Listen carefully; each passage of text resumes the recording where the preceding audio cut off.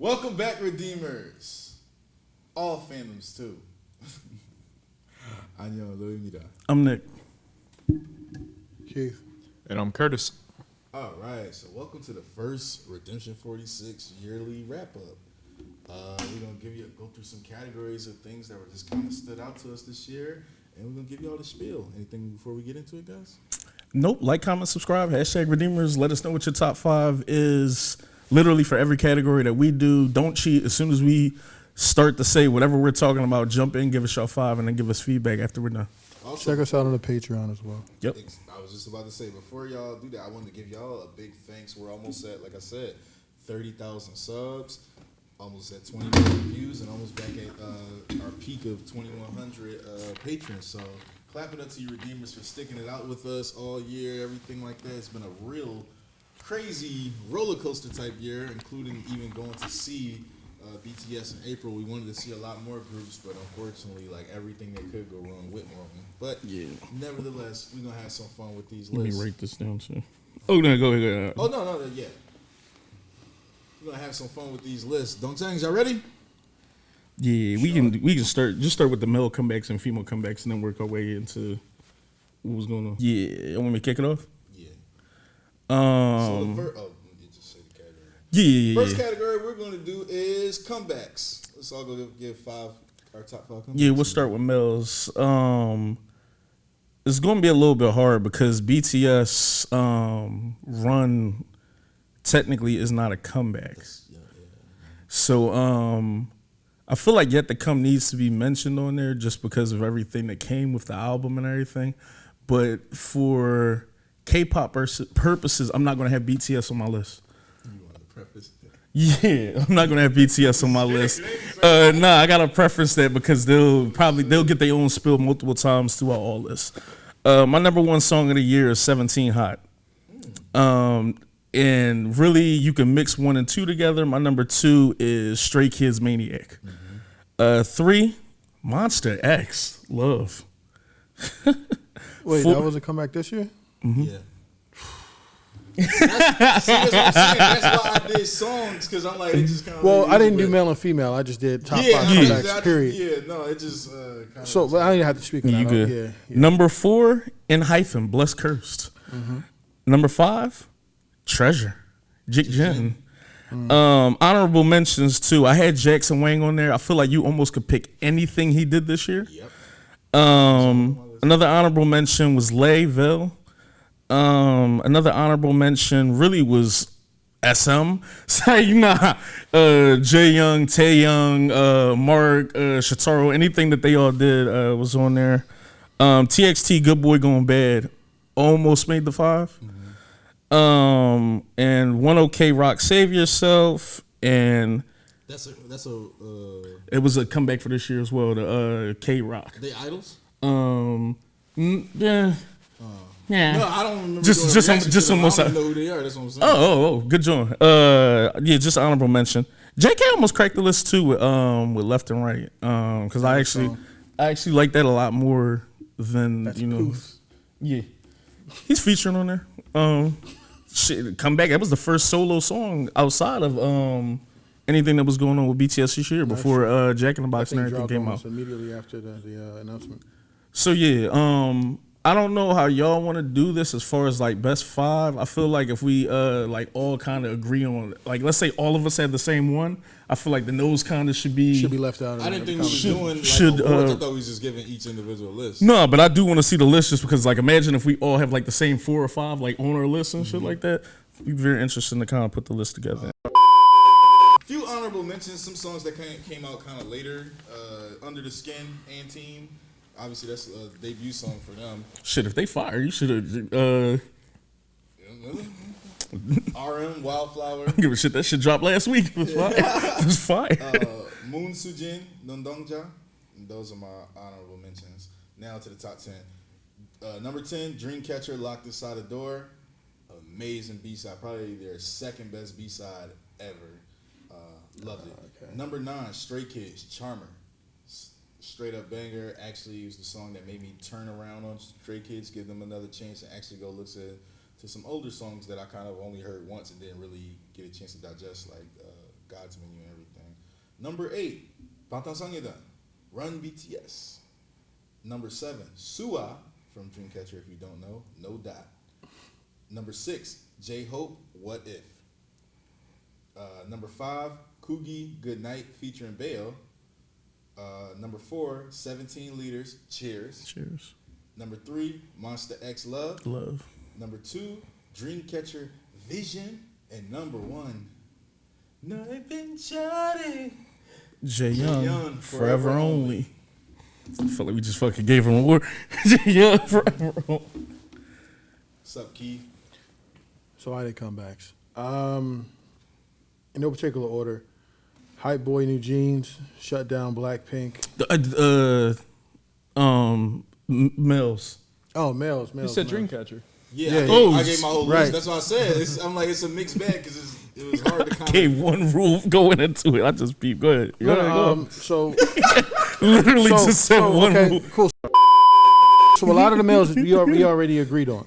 So I got like 17 Hot, Stray Kids, Maniac. So there's no point in going back over those. I didn't have a lot of comebacks. No, but it's cool, Keith, because I wanted to see if it was any repetition with all that. If it wasn't. There definitely is. Okay. So pretty much your whole list. The only one you did, no, seriously, the only one that I didn't have, and Wang is up there. So Wang is up there? yeah, I like Wang. You like Cruel would have been your one to put out there? I like all the Wang. No, I'm saying like Blow. If I had Blow to pick, Wang?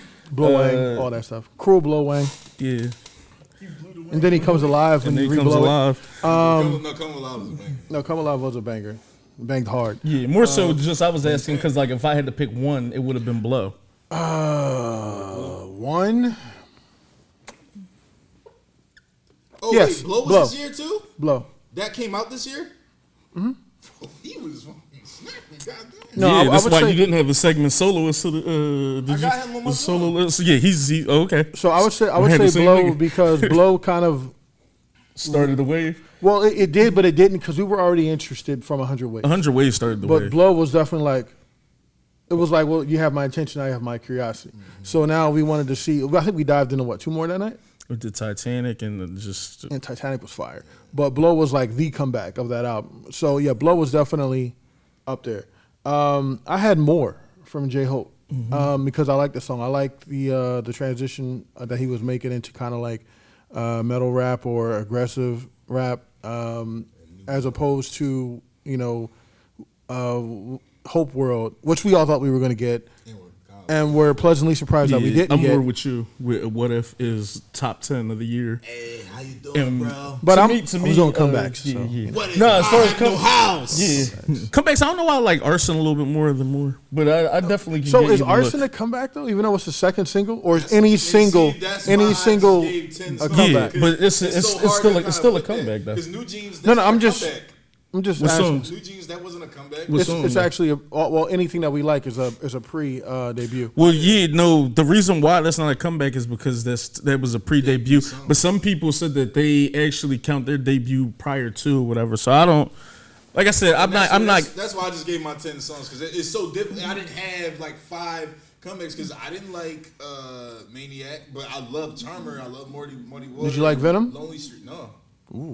Yeah, but that's why I wasn't trying to make this where it was rocket science. If you were already a group that debuted and you had a song that was a title track song, it's a comeback, and it's just that. Like what I mean? Like it would have just No, that's what I'm saying. It is straight like off a just lot been. of title tracks this year. I like B-sides more. Oh, then that's cool. Then just take the 5 titles. You had to like 5. That's what have made the list interesting because then it's just like now We had 2 comebacks. yeah. Now it's just like what are you doing? Now you almost now it kind of gets us into either other tracks that you liked. Technically, Monster X Love, Hobie, no, Monster X Love, Dreamcatcher Vision. Oh, that's the girl. So yeah, so I literally got 2 actual comebacks that I like this year, and I guess throw 2 baddies in there and I'll say 3. But No, I wasn't a big fan of Two Baddies. I thought that was this song been growing on me the past 2 weeks. couldn't grow if it was a Falling asleep fungus. listening to them uncuts. You're not gonna leave her uncut. Keep talking. Yeah, Kurt, how you feel? You can be very transparent. Yeah, I'm not too like I haven't looked at like too much of the list, and I know there's a lot of things, especially towards the latter part of the summer, that I did miss. And I wasn't exactly sure of differentiating between comebacks and just individual tracks that are on the album or anything like that. But just a few kind of off the top that really stood out to me this year, I'll say. RM Wildflower, for sure.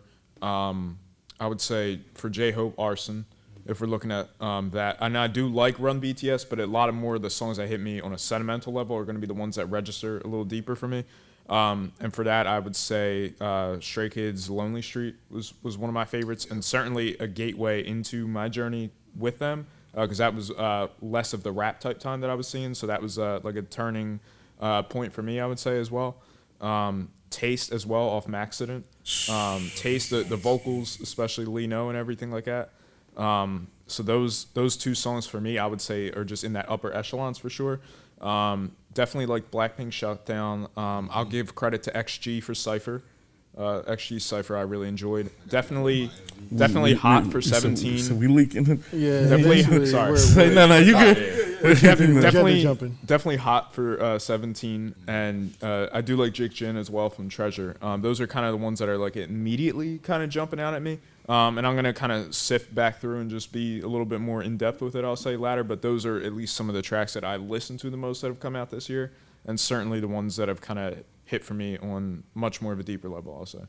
Yeah, and that's why I asked the question like that, just because I wanted to see what was the cutoff or what was like people leaning towards more with certain things. Like I knew, let's just say me and you might like a particular group and we like this comeback a little bit more. They might like a particular groups or something and like something else or whatever, but I wanted to see kind of what 5 comebacks, and I kind of knew what the 5 comebacks were, at least with like this side. I already knew Hot was going to be up there. I already knew Maniac was going to be like kind of, Maniac arguably could have been the comeback of the year to me if I didn't want to throw like just 3 or 4 tracks of one group in there necessarily. No, so but that's kind of why I left Maniac. Because easily it could have been Maniac. Venom, no, but that's not what I'm saying though. I'm saying like that's why I Case of differentiated 143. between what hit me on a deeper level as opposed to more of the title tracks that would have grabbed. And that's why I But said, the whole thing, kind of year for me. but it was a comeback thing. That was a category, comebacks and main. Yeah, but I main only, lead off. I only had. So Yeah, well, he didn't have the joint in there. I wanted to talk about. Well, we'll get into it. Like I said, I'm not 2 or 3. I'm not trying to draw on this joint. I would have liked for us also to discuss like the best album of the year, because that would have dead a lot of the like, oh, I like 1, 2, 3, 4, 5 songs off this album. It's Yeah, just and like, that's kind of oh, it must be your favorite album of the year. But we could still discuss that. Like, Yeah. I think everybody's here capable enough of going off the head with an Let's album. segue then. Let's move into the album category. Well, we didn't do females. Oh shit, y'all did. Yeah, sorry, I blended with that. Yeah, nah. Since y'all blended, and me and him did, I guess we can get our shit off and then just kind of go from there. It's funny. Yes. I was stuck between a few, just because Blackpink Shutdown is just crazy. Yeah. Like that should be one. If it's not one for y'all, I definitely get the other ones. Is number 2 for me as far as if I was to do how y'all did it to separate everything. I forgot Stay Alive and AT's Don't Stop. Oh, okay. There was some No, God-tier it's some stuff that shit. came out Yeah, this I year. didn't forget about Don't Stop, but it just wasn't in my top 10. Yeah, so that was one for me. My number 2 was Got the Beat Step Back. Right. Debut song. For that subject. It's the only song. Yeah, technically Yeah, I it's know, right? it's the That's the other it's thing. Where the fuck the rest of the music at? it's the only joint. What I thought everybody's one was gonna be was New Jeans Attention. That was mine. Okay, yeah, I thought that was gonna be everybody's one. With XG, I didn't know whether to give it to Tippy Toes or Tape 2.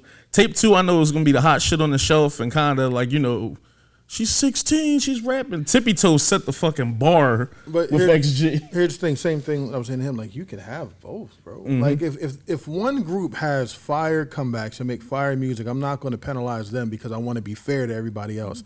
They had the best shit. Give them the Yeah, fucking... more so, because I don't care if we do that. More so if someone asks you just name 5. More so that way. So, I would just think Tippy it's Toe the and only Tape 2 thing not that be in your trips me up is 5? the whole Not comeback. sure. I had fallen in love with Love Dive, because they're also in here, and Espa Girls. So it's just kind of like that shit is hard. It's really mood music. Okay, so Love Dive, you think it's better than Tippy Toes? It's mood Is it better than Girls? a little bit. Either one of those songs is better than Tape 2. Still Mood. Tape 2, I don't feel like you just play any time because it's more of a cipher type joint. Like, you know what I mean? So, well, at least in my opinion, I'm not sure if y'all just cut on ciphers. Just like if you just wake up and just be like, I think I'm.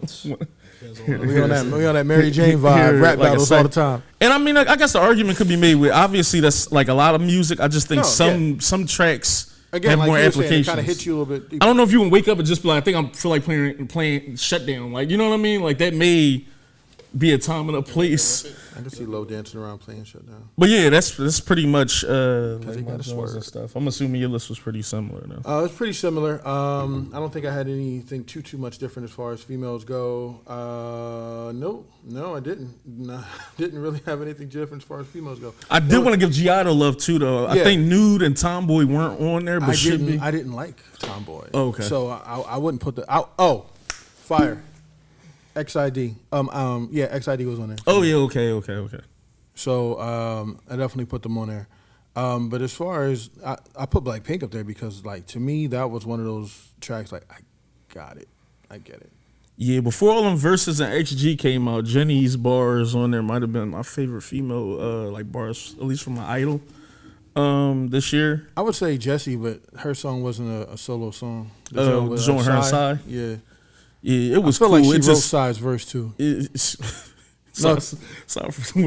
No, some of the lyrics are not male oriented. Nah, like, they're definitely like he's talking about gender fluid lyrics. Yeah, well, not even that. It's like it's almost like he's calling himself like the queen of the rap game, but you're a dude, bro. Like you didn't write that, and you didn't change the words. Anyway, go ahead. Yeah. So yeah, what you want to lead into? All right. Now, next category. Oh wait, honorable mention that I will say for the female category because I know I kind of blended the two was Alexa Wonderland. That was probably my most replayed one, I would say. Me and Nick, no. Yo, No, it's just that's a good joint, dog. Shout out to Alexa, man. That was a good joint. all right. So Shit. just to get this one out the way, let's do the Rookie of the Year. New Jeans. Bunnies up. Kurt, For male, female, all. in general. See, I want to give a lot of credit to N Team too. I was about to say because N Team I is the wanna give only other N direction I can credit. go in. That's literally all I have for males. Male groups this year. Would For you say males. Le Seraphim as far as You can say rookies? rookie. How do you They- feel? No, I didn't know if they were. This is Yeah, the they're debut rookies, year. yeah. Okay.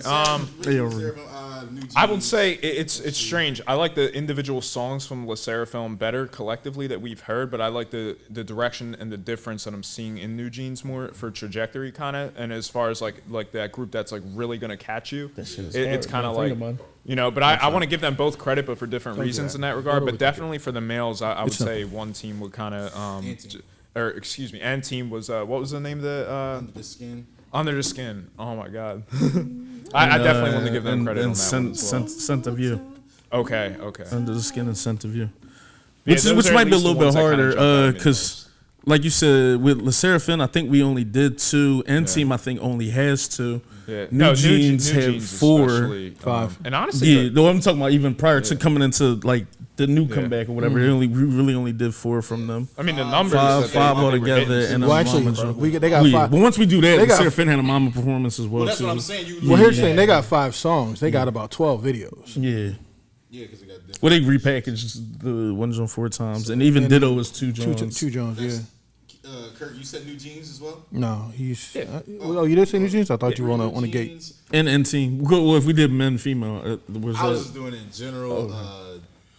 I really wanted to get us to XG Me too. so bad, Oh, but XG, I wouldn't do this because of the amount of material, at least that I've seen.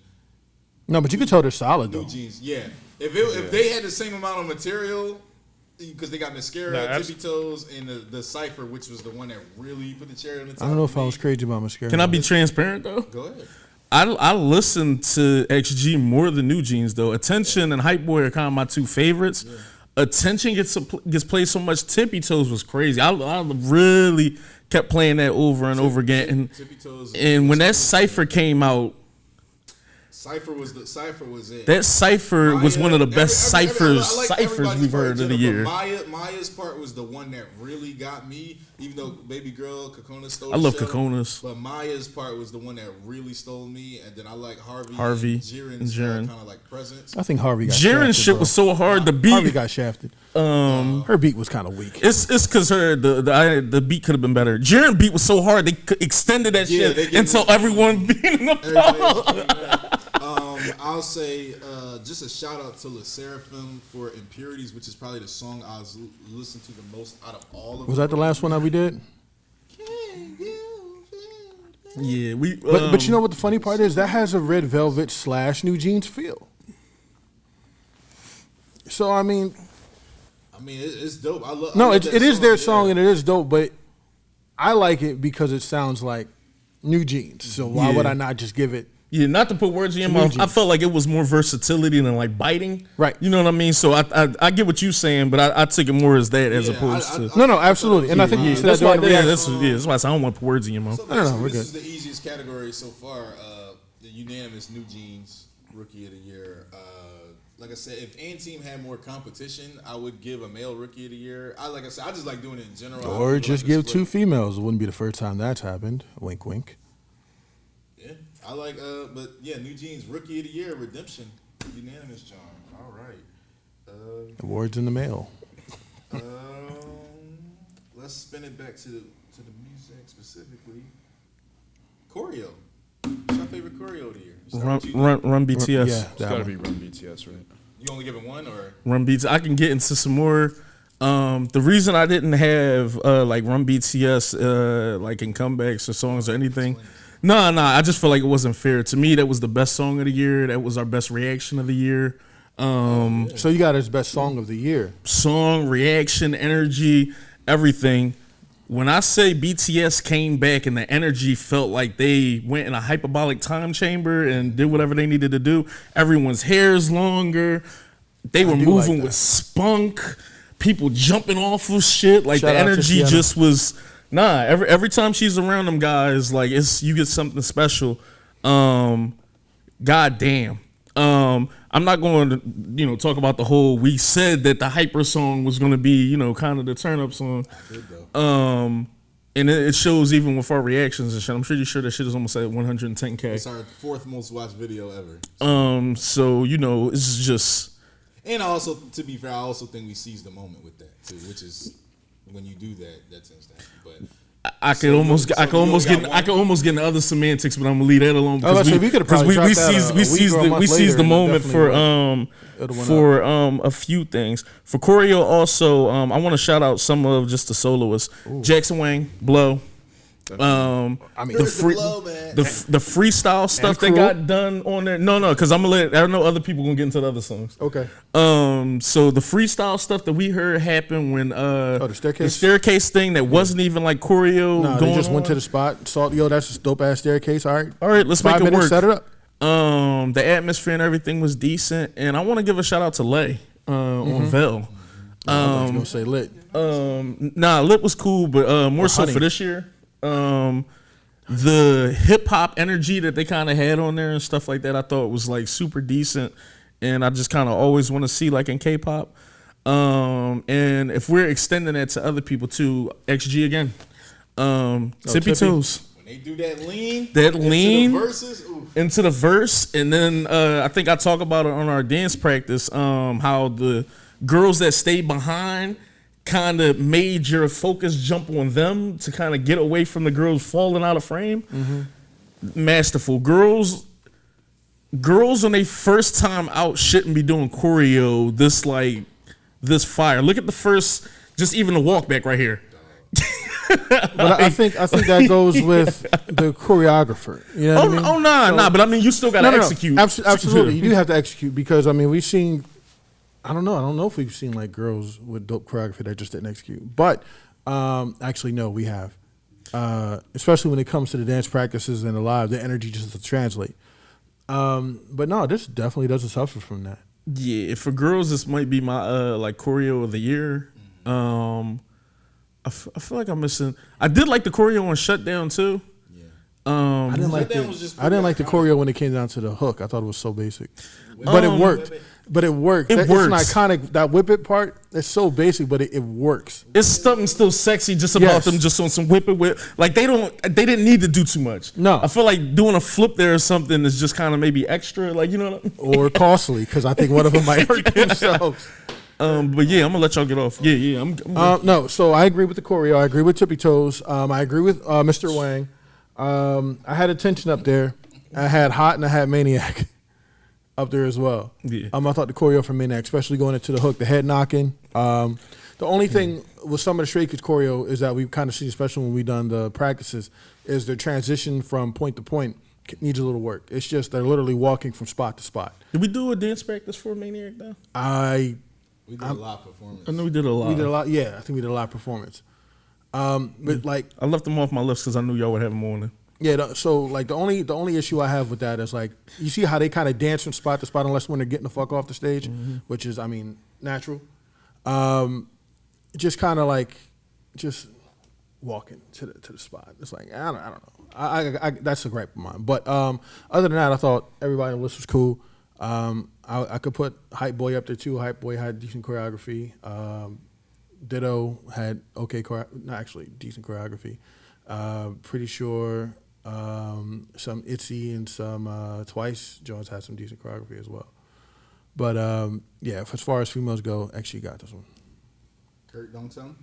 Yeah, I'll agree with that. The only things that I was going to add, basically to what wasn't said already, that at least are somewhere on my list, I would say, is I definitely want to give 10 Birthday some credit, especially for the choreo. You didn't say Ghost neither. I was gonna, yeah. And that's what I mean. And it's just like Ghost is another one Shout of out those. to Granted, I haven't Choreo. seen it in like an official practice or any kind of things like that. I saw it more so in the video form, but just I really did respect and admire so much of the choreography in both of those, honestly. No, I actually watched the practice. Definitely with Jackson Wang, I would say Blow. Just to give it the benefit of the doubt, of course.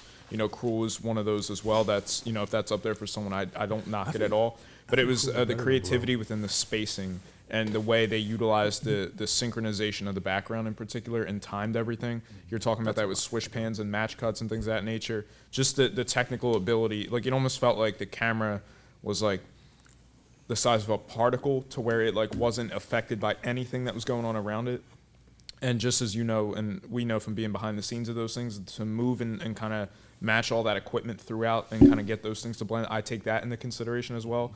At least for, more of the immersive, if you want to call them performance videos, perhaps. But definitely, I agree with you guys as far as, XG and everything, the step and things of that nature. And the one I'm really going to also give credit to that perhaps maybe isn't mentioned enough, definitely Hot as well. I'm not going to ignore that. That was probably among my favorite as well, because it's really like a perfect song all the way around for me. And the choreo is no different in that. I definitely will highlight Stray Kids Venom, though, as well, because there's so much uses within the choreography of the whole spider aspect and the hands connecting that they make spider webs with, and things that like they did a great job, and they highlight that a lot, I would say, in the Mama performance that we had checked out. Granted, some of the camera work is like a little kind of hard to decipher sometimes, but I think it's one of those that if like you really stop and look at the dance practice itself and how they kind of utilize the concept and everything like that within that, and that's something that's always going to hold true for me. But I at least wanted to kind of highlight that as well. For the for the girl choreos, I will say definitely that what we had said with XG and everything. I'm also trying to think of I'm trying to think of the Blackpink choreo as well for Shutdown, because I saw that on my own time personally, so I didn't see if there was any kind of dance practice or anything to it. But I'll have to kind of come back to that one at least.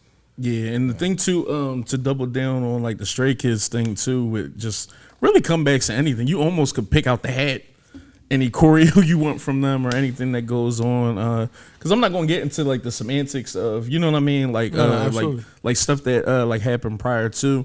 More so just the energy of the songs and everything that was going on. Because I remember even when we watched the Maniac stuff, remember Felix was hurt during a lot of the choreo. So, and shout out to him too, because he still was jumping in the mix when he could. Yeah, he did. So like he'll do certain moves with other moves. And then I think certain times where it must have been moves that he couldn't hit because he was hurt. You would see him kind of just like dip out of it for the live joint. But yeah.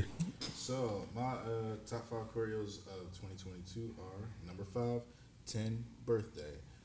highlight of that one for me is when he's doing like the backsliding, or not the backslide, because that's the moonwalk, but when he's sliding Like that- back that float on kip his up. back and then like lifts up. Y'all already know. I call him 10 because he's perfect. And he is. That was a Number freeze 4, frame. Sua, no dot. It's Somnies. We already know why, but to explain it to people who probably not Somnies or not as familiar, this shit has become like an iconic moment for Dreamcatcher. All the members, it's Sua's solo song she did on the album this year, but all the members did like a cover or did like a dance cover in all the live concerts here, and the shit like was going viral, and because they was getting mad freaky and shit like that. So it's just, and also it's just like a dope ass choreo because Sua smokes everything. Number 3, Staying Home Team, Dreamcatcher, my song. That another choreo for theirs that went viral, cheating. and they won the their first show wins with the choreo kind of going viral. My song's not my favorite song, but I definitely love like the guitar strumming part that they do in the choreo. And then Vision, again, it's number 2 for Dreamcatcher. We're seeing a theme here. Me too. It's kind of like you're my bias. But yeah, with Vision though, they completely blew shit out the water. I forgot what category. This is choreo? Yeah, it's choreo. Vision with that, I think everyone had like a highlight moment, but Dami, her verse is already crazy anyway. But then like the choreo she does with it, like the moving and everything like that, the punching and stuff, you're like Jackie Chan, quickly, swiftly. That shit was so dope. So that's definitely number 2. Number 1, obviously, Run BTS. Just seeing all 7, OT7 go crazy like that, especially with the pedal move, that's my favorite part. And then with seeing Hoseok and Tae, kind of just how like intense they were with it on stage and stuff like that. I thought that was dope. But and when we watched the dance practice, it was JK and Jimin's part where they were like slotting The heel and toe. everything like that. The heel toe Yeah, with the heel toe both. for sure. Where I was just like, okay, yeah, they just going insane. But definitely the gas pedal or the accelerating move, as I call it, is my favorite one. So yeah, those are my top 5 choreos. Oh yeah, the for joint. 2019. Now I fuck with Suge. They had Suge so front and center on there, And he was clean. and it was so clean. It was like they weren't. I think why I love Run so much is just because they, not like let me rephrase that. You felt like they made it prevalent to have every single member be front and center at times, not hiding anybody, not masking anybody, just straight dancing. Even on step outs, let's be honest. Jin sometimes when he would step out in the older choreography, he would just like literally stand there and then he would draw back and then he would do his dance. Even on when Sienna first started doing their choreo, she had him front and center dancing, even on, and she highlights everybody. I don't know what she does or how she breaks it down, but she makes it seem so easy for them. Yeah, Jim was going so hard at one point. I thought he was going to trip on his rag that like he threw on Heads the ground up and by shit fucking like that. Jin to grab that. Then he went and re-grabbed it and picked it up so no one fell on it and shit. So yeah. And it was in the middle of a shift in formation too, to where it didn't exactly like mess anything up. It's on my list. Even though of course safety is first and foremost, but nonetheless. Shout out to Jimmy for not breaking your neck on the rag. I also I don't know if I said it as well in the choreo stuff. I mean, definitely Run BTS. I don't know if I specifically said that, but I thought that almost went without saying. But Jig Jin as well. Oh yeah. Their choreo is incredible as well. And this is segueing back a little bit because we were talking about new groups that debuted and everything. And I'm not sure if they debuted or not, but just I was gonna ask Nick, was Extraordinary Heroes? I think they're last year. They might have been last year. Okay, They I was might have just been trying last to think of kind of like ones that might have been on the radar at least. Yeah, they had comebacks for this year. And choreo, I forgot to mention in hyphen, man. was hype too. There you go. Forgot to mention it just because of the fucking kick. You talk about moments and shit like that. And a lot of the ones we probably are missing Leaders up here, we're gonna kick ourselves for, I'm sure. But there's just that many that were out there. Almost, and I'm pretty sure, like, I can speak for y'all that, like, if y'all talking about comebacks or MVs and stuff, I'm pretty sure choreo played a nice part in some of the MVs because I see a theme too. Once we started talking about choreo, we kind of went back to the songs that we were talking about. MVs shit. and shit I knew like I that. fucked up somewhere with my Missing with my them? John. No, I put them number 1 or number in the top 3. They were supposed to be top 3 with this too, but because we're about to go into the next category. But 17 Leaders Cheers. That was a choreo that's supposed to be in there. That's actually that was my number one until I saw Rock BTS. But yeah. All right then, that was pretty good. Moving along to the next category. Should be pretty simple. Favorite visuals of the year. All right. Male or female. I forgot male one. and female, if you have one or. I forgot AT's Gorilla. Yeah. Yeah. Honorable mention, nonetheless. Visual category. Favorite visuals throughout the year. Person who just kind of like stole you every time you saw them in an MV or a live stage performance. Male or female. It's hard to. Mel is between Scoops with the long hair on Hot catching the coin, and between Hanjin. Yeonjun with the red hair. The Maniac era, he was going to be my visual. That shit is like iconic. The long blonde too. The long blonde is crazy, but the red hair, as soon as Maniac comes on, it's almost like he pulls you right Long into the hair video. is a vibe for sure. So kind of them and shit, cause I'm not trying to pick the same people everyone is picking as well neither. I mean, if we all like the same person, that's cool too. But I think Scoops is More so because I wanted to show like some love and shit like that. Just yeah, because the Scoop thing is like that, and I think is was 17. I don't forget is that Mingyu, because he kind of fucked it up too and shit. That's the red hair. No, that was the I think that was the 8. Is it the 8 with the nipple out? Yeah. interesting thing. You can't miss it through the whole video. It's literally just the sheer shirt. Red hair. So you're like that was a moment too. And for females, I'm leaning very much Jenny. Leaning very much Jenny. It'd be between either her or Lisa, probably, and shit. And it's probably just because of the whole shutdown. It's probably Jenny. Big brink. It's Jenny. There's that moment. She out rapped Lisa on the track, so it's just it's Jenny. Well, they gonna be like, what the fuck they gotta do her vision? It made her look more sexy. attractive. Hey, see, I'm just asking. Yeah, it was a little more attractive. That aggression was a little more Yeah, attractive. it was something like we knew love she the had it shit in. talking aspect of bunch of wannabes that Want to be me? See you do do what I see do. Yeah, I was like, okay, I like that's my type of woman. I feel like they were directly talking to people, like so. It's just address, though. I need so. Let's get some shit off, but that's me. How y'all feel? As far as male visuals, I got Sugar Long Hair from the BTS Run Jump. That's a good job. As female, I got 2. I got Cheddar Young from ITZY, and I got Jisoo from Blackpink. I thought in Shutdown she looked amazing.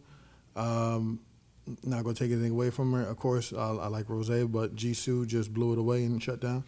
I don't think she gets enough credit. Pause. I want to double down on Suge. Suge was fucking looking like him on fucking that. So let's kind of get that out the way. And on the Run Joint, his leg with the fucking white and black dunks and that fucking like it looked brownish purple jacket with the long hair and them crazy like black jeans. Suge had a couple different looks this entire year. My favorite look Yoongi is Ty technically when he met the Warriors and everything, but when Jin just left. Oh, okay. He had the Jonah and the puffy coat. He's just that was a dope moment for sure. So Kirk Donzon. For I'll agree on Yeonjun with the red hair. I also do like the long blonde hair shortly before that. And for girls, I want to say either Jenny from Blackpink or I gotta lean Alexa also. Alexa got you. Yeah, I like the consistency. She got me. I got you. In Wonderland. You in Wonderland. Yeah. Jisoo love. That's a good joint. All right. Let me guess. Nah, I'm just fucking with you. So everyone piss me off. I like the bed too. I know what both gonna say. But Wendy. I actually Dreamcatcher. actually want to say Scoops. He's an honorable mention. He became my 17 bars. I hadn't had Cheers for one Fears. before. Once I saw the hot video, long hair, I was like, pretty good looking dude. Pretty charismatic. That long hair was And weird. then I saw Cheers. You like Cheers? You like the hat with the I like everything. I like every time Scoops popped up on the screen. They ate. Is my favorite part of that fucking video. When he had the long hair extension, it was.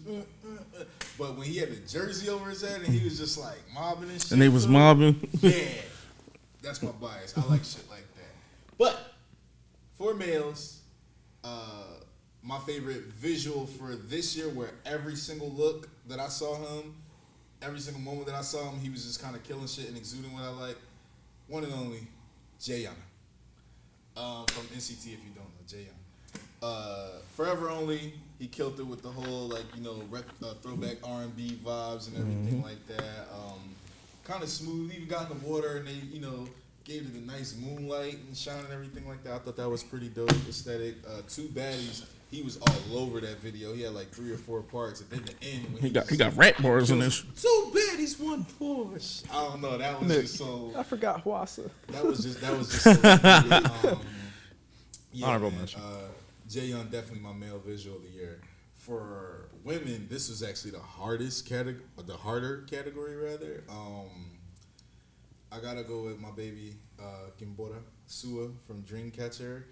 Every time this year, she was just smoking shit from the Apocalypse, the original promotions where she had like her hair in it like orange, like a burnt orange, and kind of like down in a ponytail and shit like that. Or maybe it was red. I don't know. The color palette could have been made it look a little different or something like that. But it looked like a burnt orange, kind of like ponytail. So simple, but like super seductive and smoky, very fiery. Like, you know, she's a Leo, so there's that. But and then again with the vision, with the live performances, every look she had, where there was like the wavy curly hair, everything like that, just smoked that shit, and it was A1. Honorable mention for the women. Sugi. You said who? Sugi. Oh, for you? It's a Sugi Winter. Boa. No, I'm saying for you. Like, I don't know. Just start naming all these names. I thought you were going to say Wendy. It Shanghai for you. said Shanghai, Colin, Jesse, CL. No, for my honorable mention would be Jenny. Of Hyolyn. course. Little Jenny, man. She smoked it. Guyong always looks good too, of course. Yeah, I think that was it. My visuals this year. Like every time I saw them, I'm just like, God damn. So, but that was pretty fun. That was actually a lot. I don't know. My visual I didn't see this year. She was in China, but yeah, then honorable mention. Welcome back. Yeah, I was about to say too, as far as groups go and shit like that, just kind of double down on some stuff. 17 and Stray Kids was like bing bonging back and forth for me this year. Oh, as yeah. far as Sorry, like, my fault. Male visual honorable mention. Han. My Stray Kids bias. Stray Kids bias. Never go Every time wrong I with see dude, yeah. every time I see dude, he look like Swaggy, it's just cool it's as as shit. cool. I don't want to be that person, but I feel like I said it with like 6 different like members, but in multiple groups. Han is definitely like somebody like. I Nah, would when you wanna hang got out when you with. got all rounders though, it's just like Yeah, so of course, like what Jaeyoung, Tay, I think that goes without saying. Mm-hmm. Oh no, Actually- J Hope, yeah. J Hope too. Let me not sleep on Hobie too. It's probably visual For, too. Y'all didn't say Jackson Wang Jack in either. the Box. Once he got the Truth be mullet, told, I wasn't even thinking. once Hobie got the mullet and shit like that too, I I always don't know think he's why, a but I visual in think general. I like visuals long hair is Jin in too. a I mean, group. not that that's like not to step on I'm your not point or so anything, much but in the the long hair visual, look for a because lot of them, I yeah. felt like they all did So really white. well. It's gotta be dark, Yeah. like kind of. Can't sleep on Youngie either solo as far artist, as the no long visual. hair. Hell no, I mean, emo you could or try. grungy J Hope was definitely, or J Hopeless if you will, was definitely a killer visual. So Shout out King Daniel too. My fault. I ain't show bro no love. No, you didn't. So sorry. You're such an asshole. shit happens. Yeah, real nigga. All right, kind of like Dynamite era, visual category. Dynamite era RM too. With Shout the out blue. to Sai. We didn't mention him at comebacks, but he had some solid. I did. I said. gems. Well, I said that's that. incredible. You said that, too, but he mentioned it like in Jen. Did you Yeah, I mentioned Suge. in Suge, not necessarily as in standalone song. All right, moving along to the next category. Favorite MVs of the year. Maniac, hot. Keep going. He pretty much reading my list. Go ahead, keep going. Maniac, hot, shut down.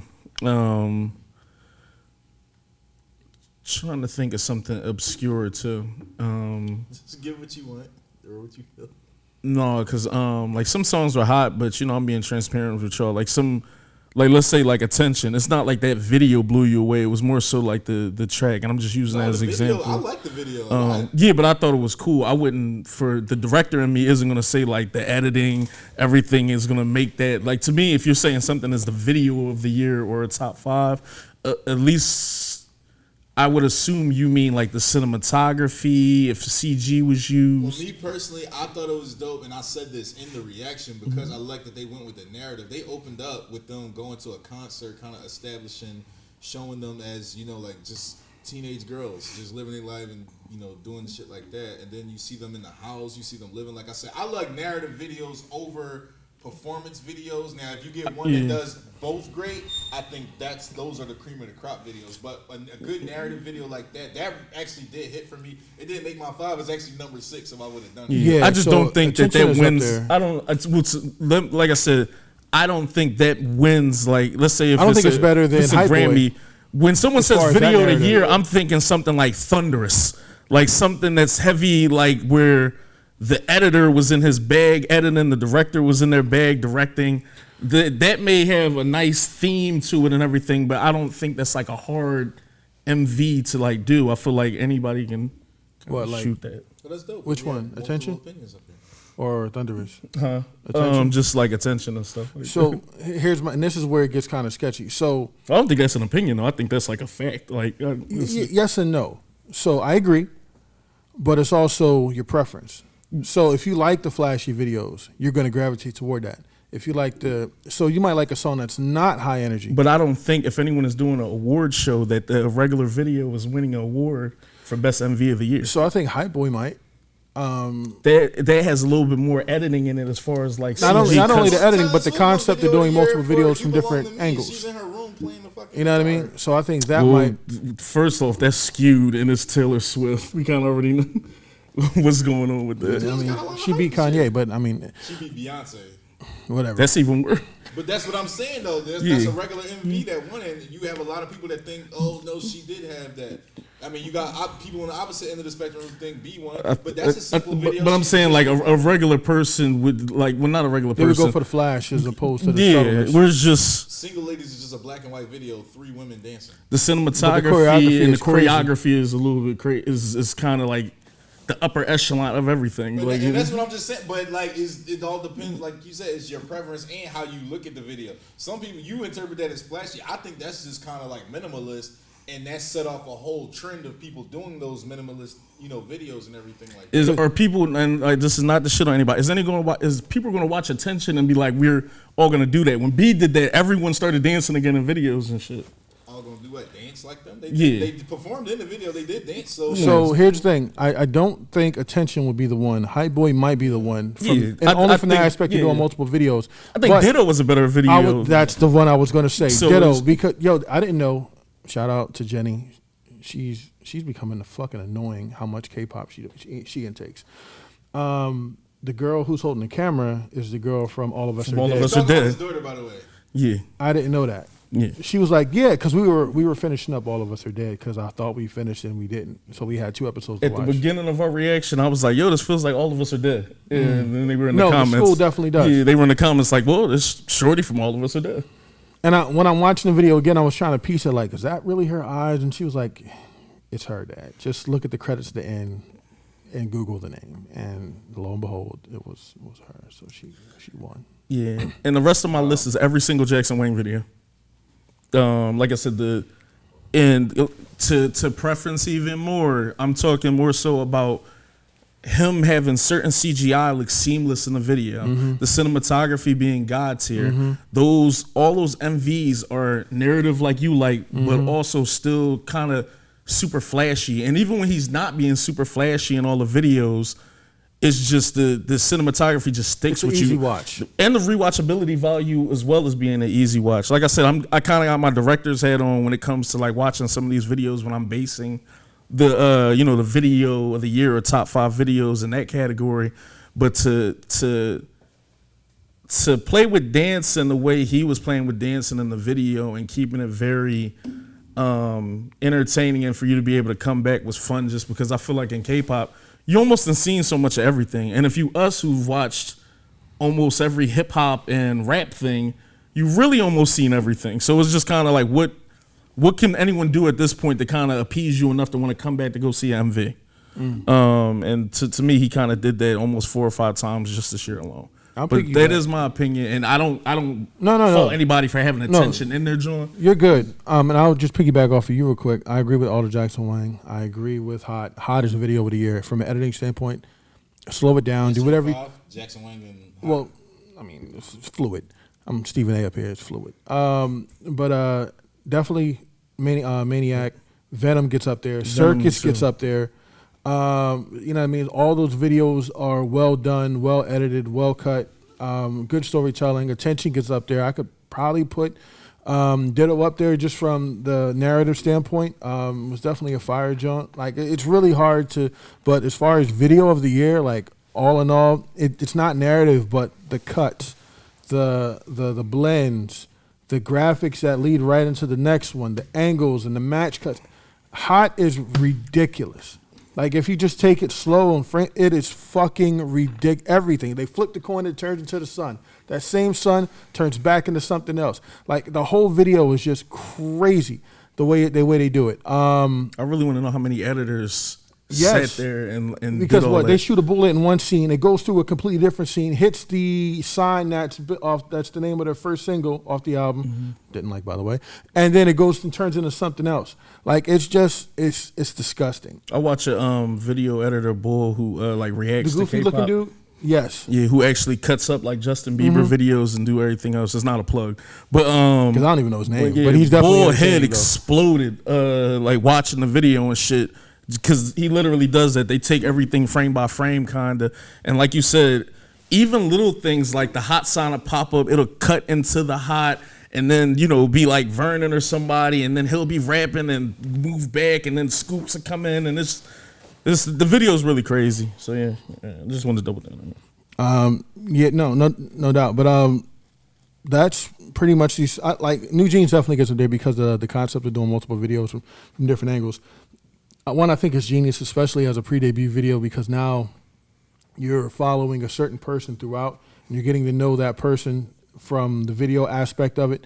And it's like, so now you know their names. Or like Minji's version, or Hani, or Danielle. Like, now you kind of, it's a way to introduce them without really thoroughly introducing them. I thought that was great. Ditto, it was great, but it also left me a little like, not confused, but it was a think piece. Was she really there? Are they really there? Like, you know, what was really going on? I thought it was dope either way. All Jackson's Wang videos are crazy. It's weird that they all start the same way, though. I do like that. But it's just, you know, yeah, those are my videos. Those are my videos of the year. What's up, Kurt? No, I definitely got a few that are at least in the upper echelon, so I'll say. I definitely don't want to ignore everything that happened in Hot as well. Even though it's like, more of the tracks I'm going to list are going to be kind of more, I would say, symbolic on a more of an emotional kind of level. I would say, like, those are the ones that kind of, because that's the graphics of the video making you feel something, as opposed to simply just the creativity within. But there are ones that walk the line incredibly well, and I do think Hot is one of them, and any of the Jackson Wang videos that we had seen are just absolute masterclasses in really all aspects of film. And the one credit I will give in addition to that with the Jackson Wang videos that we had seen, and I'm just going to say Blow because it was the one that I would say we had first seen that kind of started that that kind of way of thinking, I guess, for us, is there are songs that are incredible to listen to, but those are the type of songs that you will actually go on YouTube to listen to the song because you like the video that much, as opposed to just the song is incredible, I'm going to listen to it. Like, there is such a synergy with the videos that he has in his songs that I think that is a staple in and of itself that you may want to perhaps watch it on like a full screen with an MV, as opposed to just simply, like, you know, streaming it on, you know, any of the streaming you know, Spotify's or Apple Music or anything like that. So that's definitely a testament to that, and the fact that he directs a lot of his videos and has that directorial kind of input adds another notch in his belt, I would say, as well. The ones that hit me, I would say, on the most personal level are definitely, I'm going to go Stray Kids again with Lonely Street. All the methods of alienation, running around a track, you're going in circles, right? You don't feel like you're going anywhere. They have aspects of the street light kind of flickering, which is a shout out to another song, Street Light, which is another kind of mental health sort of song, if you will. So you have aspects like that. You have, you know, people being isolated within a particular box, seeing mirrors of themselves, and you kind of see like the oil fragments of their hands kind of on the glass as though they were like trying to get out and clawing to get out, for like just attention to detail like that. Having them sit in a stadium where the whole stadium is filled with empty seats and the camera shot back from afar. And it's just the methods in which they portrayed alienation. And then I would say one of the strongest aspects of that video was when when Felix is essentially like, he basically does the finger thing, like he's putting a gun to his head, but then he turns it back to the ground of his shadow, which is both the shadow self, but then also like, I hate what's within me, not me, kind of. And there's just so much ways to kind of take that and to read into that. And the way they tied that into everything in mine is, or in addition would also be the acting chops of the artist within the video. So I admire all those things as well. And that's probably the one that hit for me the most. But Wildflower as well was incredibly cinematic. You're talking about the color grading, making everything feel so heavenly, the voyeurism of the camera traveling through the field, as though it's like you're creating that essence of the free-flowingness of the wind that Arm's trying to kind of portray. Within that aspect, the actual juxtaposition and metaphor within of the firework to the flower itself, so the kind of grandiose kind of firework shows, but then also the kind of low to the ground aspects of it, and just like it was just incredibly beautiful. And then you cut to the bridge where he's basically around the stadium and all the army bombs are going, basically saying like, I'll be back, I'll return, like this is kind of where I'm at with it. And I just thought there was so much symbolism within that. And then when you take into effect the journey that they've had throughout all that time, which is I'm sure going to play into the next one, which is yet to come for me, all the symbolism of kind of BTS's journey, you know, layered throughout that video. So it's just, there's so much sentiment within kind of those aspects as well that I definitely wanted to touch on those as well. And I did think there was one or two more that I was going to mention, but I forget, at least at the moment. But those are kind of the ones that had a really strong hold for me, I would say. All right. Yeah. I knew Yet to Come was going to be on yours. My top 5 videos for the year. Number 5 is Anteam Under the Skin. From the rip, I was like kind of pulled into this video and to this group. Subsequently, I just love, like I said, I love narrative videos more than anything. And they happen to be it's a narrative video that has performance in it as well. So the whole werewolf thing, and then like the talking at the beginning, and then leading into it, and then you see how like they're following it. It's almost like a POV shot of the wolf just running through out in the grass and everything like that, and trying to get back and relocate the pack. Just kind of just the editing with the Foley and everything like that, of the wolf, the breathing and all that stuff like that. That shit is so dope. By the time you get to the actual music video part and you see them like in school and stuff like that, or running through the shipping yards, shipping containers and everything, dancing off that, and it's all cloudy and kind of like overcast outside, which is like some of my favorite weather in like real life. But for videos, it also makes it hit a little bit different, akin to like the YALL era BTS with I Need You and Run, where everything's just kind of like gloomy and everything like that. I love that so much. But yeah, that was Anteam. That's why I like that video so much. Number 4 is Jackson Wang Cruel. Just kind of, I don't think that video, was that a one shot? That wasn't a one shot, right? No. It felt like they were kind of like trailing him though, and it was, the way it was shot very stylistically. I do remember that. And then he ends up like intertwined with the mummy phantom looking chick or something like that. I thought that was just super dope how he did that. Jackson Wang just has this like major theatric type of vibe about him. It's almost like, it feels like he could be an actor Like a and movie a director as well. He feels like a movie star. He is a director. Yes, feel like he could direct movies, and star in the movies as well. But yeah, he just has this energy about him. His videos are very cinematic, very just kind of sometimes even over the top, but in a good way. And I like that so much. That's something I appreciate. That, like I said, this whole album was pretty dope with all of his the visuals he did for his album. Number 3, 17 Leaders, Cheers. Like I said, this was the one that made me just kind of off the rip bias scoops. But I like everybody's contribution to this. There's no part of this video that you can kind of be like, oh, this shit was ass. Was that the Pied Piper video? Mm-hmm. Where With the flute. Yeah, the Bulls playing the flute. You had the strings in. Yeah. No, because this is MV, so that's why I was asking. No, about it that. threw me off. I was like, Pied Piper. My fault. No, you good. Yeah, just kind of seeing the guys all like super stylish, but just kind of having fun with it too. Seeing them in the lowrider, that was pretty interesting and dope, and they didn't look like goofy or anything like that. When they had those fucking chandelier hats on sitting around the racetrack at the table, that was so dope. Then the third and final act of the video, where first you get Woozy's verse, and he's going all snapping and shit, and everybody's just kind of like vibing. Then you get Hoshi with the little hip movement and everything like that. That was dope. But overall, I'm not gonna lie, Scoops was it for me in that video. It's kind of just like every time you popped on the screen, it was like my favorite part. Number 2, XG, the Cypher video. I love the whole idea, first of all, of a cipher. You know, you have four young ladies going ahead and doing a cipher. I always thought that was dope. The beat selection just kind of made everything hit as well, too. Whereas you get Kokona, she seems like a little porcelain doll or, you know, a little porcelain princess or something like that in the beginning. And her part, the way they have her framed up, it looks like you see a lot of, like, Greek or Roman busts around. And she has, I forgot what that's called, on her head as well. That was dope. Then you go to Maya, and she's more kind of like an opulent woman, kind of very successful or like rich. You know, you kind of see the diamonds and everything on there. Just kind of like I don't even know the word to call it. Just very opulent. I don't want to call her the wrong word and set some shit up. But it looked very opulent as well. And then the eye patch, I thought that was dope. And it gave a little hint of like Kill Bill as well. I thought that was cool. Harvey's part was dope too. I'm not so down on her part as much as other people, but it is my least favorite out of the video, because then immediately it's followed up by Jaren with like the nun and, you know, kind of Catholic, Gothic kind of vibe and everything going on like that.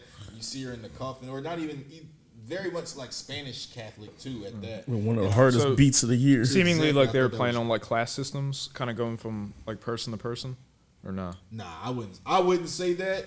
Me personally, Because I haven't seen the video in a while, so I was trying to think back on it. Four totally different themes kind of going on in there. But I love the way they presented it. It was just a high contrast in color. Sorry to cut you off, but like, you know, Kona was very dark. Then you had the white background with the gold, and then Harvey was pretty. Well, she was dressed in white as well, right? And then you kind of got like the ambiance light with the candle light and with the dark setting in the background. As far as you get in, Yeah.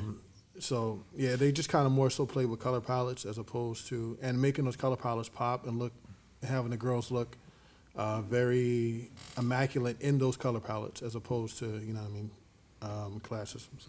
And if I'm sorry, Lil, And my bad. well, I want to give an honorable mention out to Monster X's Love video, because while like the song really blew me away, the video was actually pretty smooth. Is that too. Shot for the Love? Yeah. That was this year? I don't know Yeah. why I thought that was an older song. Nah, that was the shit. Ironically, Okay. that's how I felt with Yolin laying low, because that would have been on my female comebacks too. But I was Yeah, I thought they really smoked the video and it matched the vibe of the song and everything. The only way they could have matched the vibe of the song anymore is if they was in the big '80s suits and dancing like Bobby Brown and shit like No, that. and But that video's a sleeper low key, just Yeah. because it's a lot of set stuff that's decent on there too. They got that hallway scene where the walls go well, in he and kept out. changing the Changing ratio. the ratio of it is My crazy. favorite part of the video is Ian's part. I mean, Honey's part where he's like walking in and you kind of see like the girls and everybody's looking at him. He's like a celebrity. But see just that walking part into the stage. and that set, really, like if you were to think of that song in your head, that black and gold set, or at least the glitter glamour shots,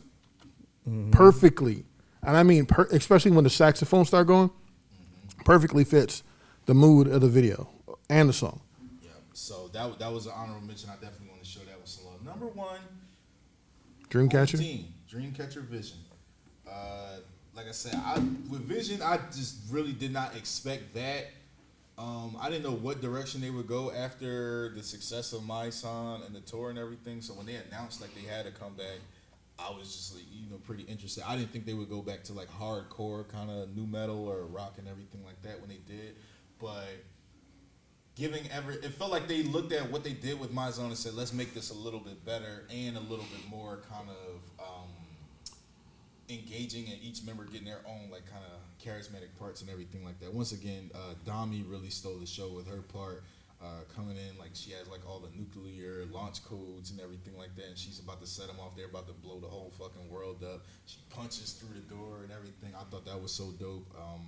Xion, the way she comes in and she has like the ornament on her face and all of her parts kind of hit. Once again, Sua just chef kiss. Also, GU, she smoked it too. Just kind of with every part having like a pre-chorus part and everything, but kind of being a lot more brutish and to herself in the video than she usually is. They usually give her like more gregarious kind of smiling parts and stuff like that, but she was definitely kind of embraced the darkness a little bit more. So yeah, my song, my number one. Vision, my number one video of the year. Yeah, that was the MV.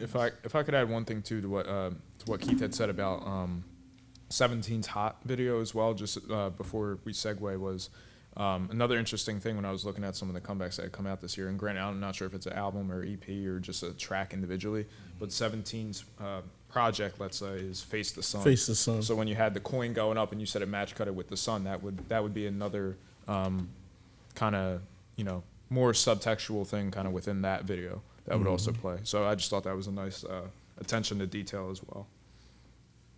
All right, and let's get into our final category. This one should be a little bit more easier because it's going to be something more personal. Oh, hold on. Before we do that, there's probably 10 minutes left on that card. I didn't know if you wanted to stop and segue or switch or get to a point where... we probably can just keep going because Okay, if it dies, it dies. Yeah, mine's not going to be that long. It's literally just 3 things. I don't know. I was just trying to be cognizant of that. But yeah. All right, so our final category. Top K-pop moments. However many you have or whatever you just think was the most significant moments to you or that really stuck out to you guys this year in K-pop. Yeah, I'm like I said, not to like step on everyone's like moments, but I'm pretty sure like we probably gonna have a bunch of like kind of the same moments, and then it'll probably trickle into whatever fandoms that we kind of like a little bit more than others. Run BTS just has to kind of be like a moment, just because I think we did all like Yet to Come and everything like that, but was kind of wanted a little bit more in the sense of like I guess like that Turn Up track. I didn't want to like get left on like a sad moment with them, so I kind of like everything that was presented with the like Run BTS joint, and then when the dance practice came out, it was what it was. Like I said, Hot.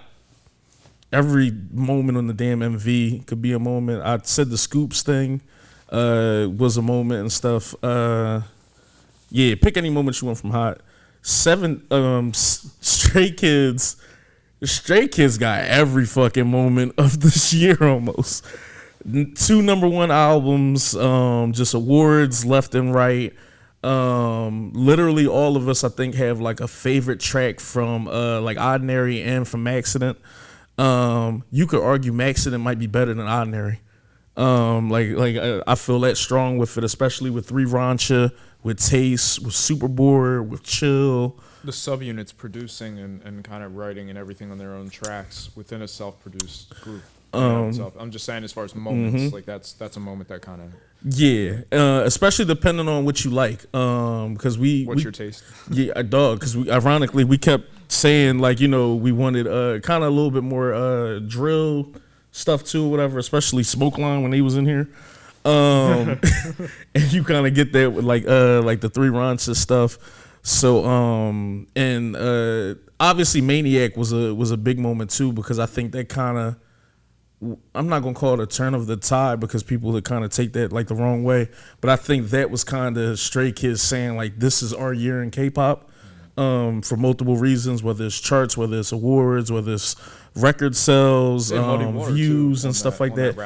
Yeah, Muddy Water was kind of their cypher moment as well. To me, I think that's like a top 5 like cypher that I've heard in like K-rap and shit just in general. Like I said, I know that's gonna be subjective too, depending on like how much you've listened to K-hip hop or just kind of what you like. What else? Even with Venom, it was moments in Venom, and the song in particular didn't kind of hit at first to me. That beat was stuck in my head forever though. That I don't know why that shit just kept being like stuck in my head and everything. So those moments hit. I want to give credit to Hobie Palooza as well. Yep. As far as a moment. I mean, that's just incredible in and of itself. Yeah, the BTS stuff was so hard just because it seemed like after everything had happened, so many moments kind of happened like back to back. It felt like JK did like the Charlie Puth joint kind of right away. But then he had the World Cup joint. These are incredible moments. He had Stay Alive. So it was a lot of stuff happening there. Hobie had like all his moments and stuff. The Hobie Palooza joint just was crazy. More was cool. I loved the direction that it went in, but then when we got Arson, I felt like that shit was just God tier. And then What If is just kind of the best track on the album to me. That's the old dirty Joe. Yeah. RM. Shout out to RM, man, with Indigo. I am very back and forth on what project I like more. I literally fall asleep to Closer and Lonely. Still Life is infectious and gets stuck in your head. What else am I listening to a lot on there? All Day. All Day is crazy. And we just was talking about Wildflower, which arguably could be like a lot of stuff as far as like the MV of the year. I think that harkens back to those, I think I said when rappers were doing songs with like the singing chicks and stuff in the early 2000s. So I think those were moments. We keep talking about the Jackson Wang stuff just because every time he hit our screen, it felt like it was a moment. Yeah. With the girl stuff, Blackpink, they just through and throughout this year kind of just kept proving like, you know, why they're number one when it comes like the females whenever they step on the scene. But it was hard too because with that being said, so much new blood and new talent. We gave La Seraphine and Ive like their flowers like a little bit and stuff, but really shout out to them again because in this treacherous water that's K-pop and shit right now with sharks out, somehow they were able to still like cement their name and get shit popping for themselves this year. But shout out to XG again. Them and New Jeans just kind of like stole our hearts this year. I think before with other groups, we kind of would hear a song or two and would typically ask like, yo, we need to hear more. We need to hear more. Soon as we heard debut tracks from them or pre-debut tracks, however you want to word it, these two girl groups just kind of we fell in love with them, and I think we all kind of like jumped into fandom very, very quick. And 17, they ran the table this year to me. It's very hard competing with BTS like in general, and then what Stray Kids did was just kind of out of the ordinary. You could say it was ordinary. They took this shit to the max and not on an accident. I was gonna say sort of like it was a max. But for 17 to do everything they did as far as like Cheers, because we didn't even speak on I think like Rock With You, like Darling and other like stuff that they were doing and shit. 17 really carried this entire year. Woozy's Ruby was very close. Solo stuff too. It was very close to being like in there for videos and everything else and stuff like that. Spider better than that's got to too. I think that might have been last year. I could be wrong though. But with that being said, just all the members like starting to do their own stuff. We didn't even get into the Vernon stuff or the mixtape that he has that's out. So everything this year was a moment for you. It was a lot of moments, man. This was a good time to be a K-pop fan, man. I'm sorry. This was a good time to be a K-pop fan, man. Hey, I mean, out of all of us, he talks the least. Let him cook into the year. Nah, yeah, my fault, yo. It was. I was like, oh, okay. Nah, but then we ain't even talk about the my fault, and I still feel like I'm missing a lot of shit. Like it's much happened in so much happened like in K-pop this year, and like so many more. Look at these niggas. Just damn, so much happened, yo. We ain't even talk about. Really, we talked about all the good too. We didn't talk about the bad, which is good. It was just little.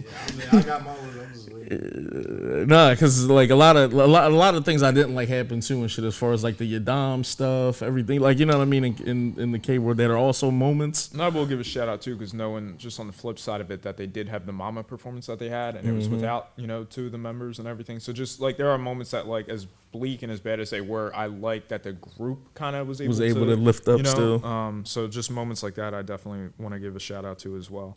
Yeah, my fault. Go off, y'all. I was talking a lot. Me running my mouth. No, you're good. As a matter of fact, you covered a lot of the stuff. So damn, bro, you got a fucking update on 2022 with your man for 3 things. No, but it's the end of the year. Go ahead. I mean, so, but like, No, you get No, you did the what's the Uncle Murder? the mad skills you in review. You kind of covered a lot of the stuff, so I won't touch on that. No, that's good. It frees me up to talk about some other stuff. Yeah. So,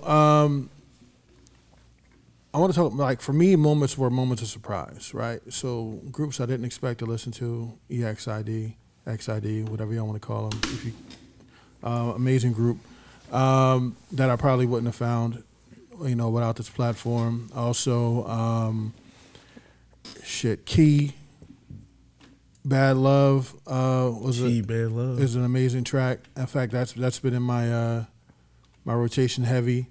Lay. In my rotation heavy, new offerings from Kai, Peaches, all the other stuff in my rotation heavy. You trying to just play everything in the background to jog memories from everyone. He just want to see Jenny, but things 2022. but no, like those things and those groups and those people, just kind of like something that we probably wouldn't have listened to because we get so flooded with the mainstream stuff that we took the time out to kind of segue and listen to the the individuals. You said Ruby was definitely this year. If Spider wasn't, then sorry, but if Spider was, then I definitely thought that was dope. Like individual tracks from them. Yeah, I believe Ruby was like certain stuff dropped in January, like that. On the cusp of. Yeah, Blessed Cursed. A lot of that shit dropped literally like January 3rd and shit. So I know how I can get out of our recollection because it's just like, you know what I mean? We kind of more towards the summer, I think. Yeah. Probably niggas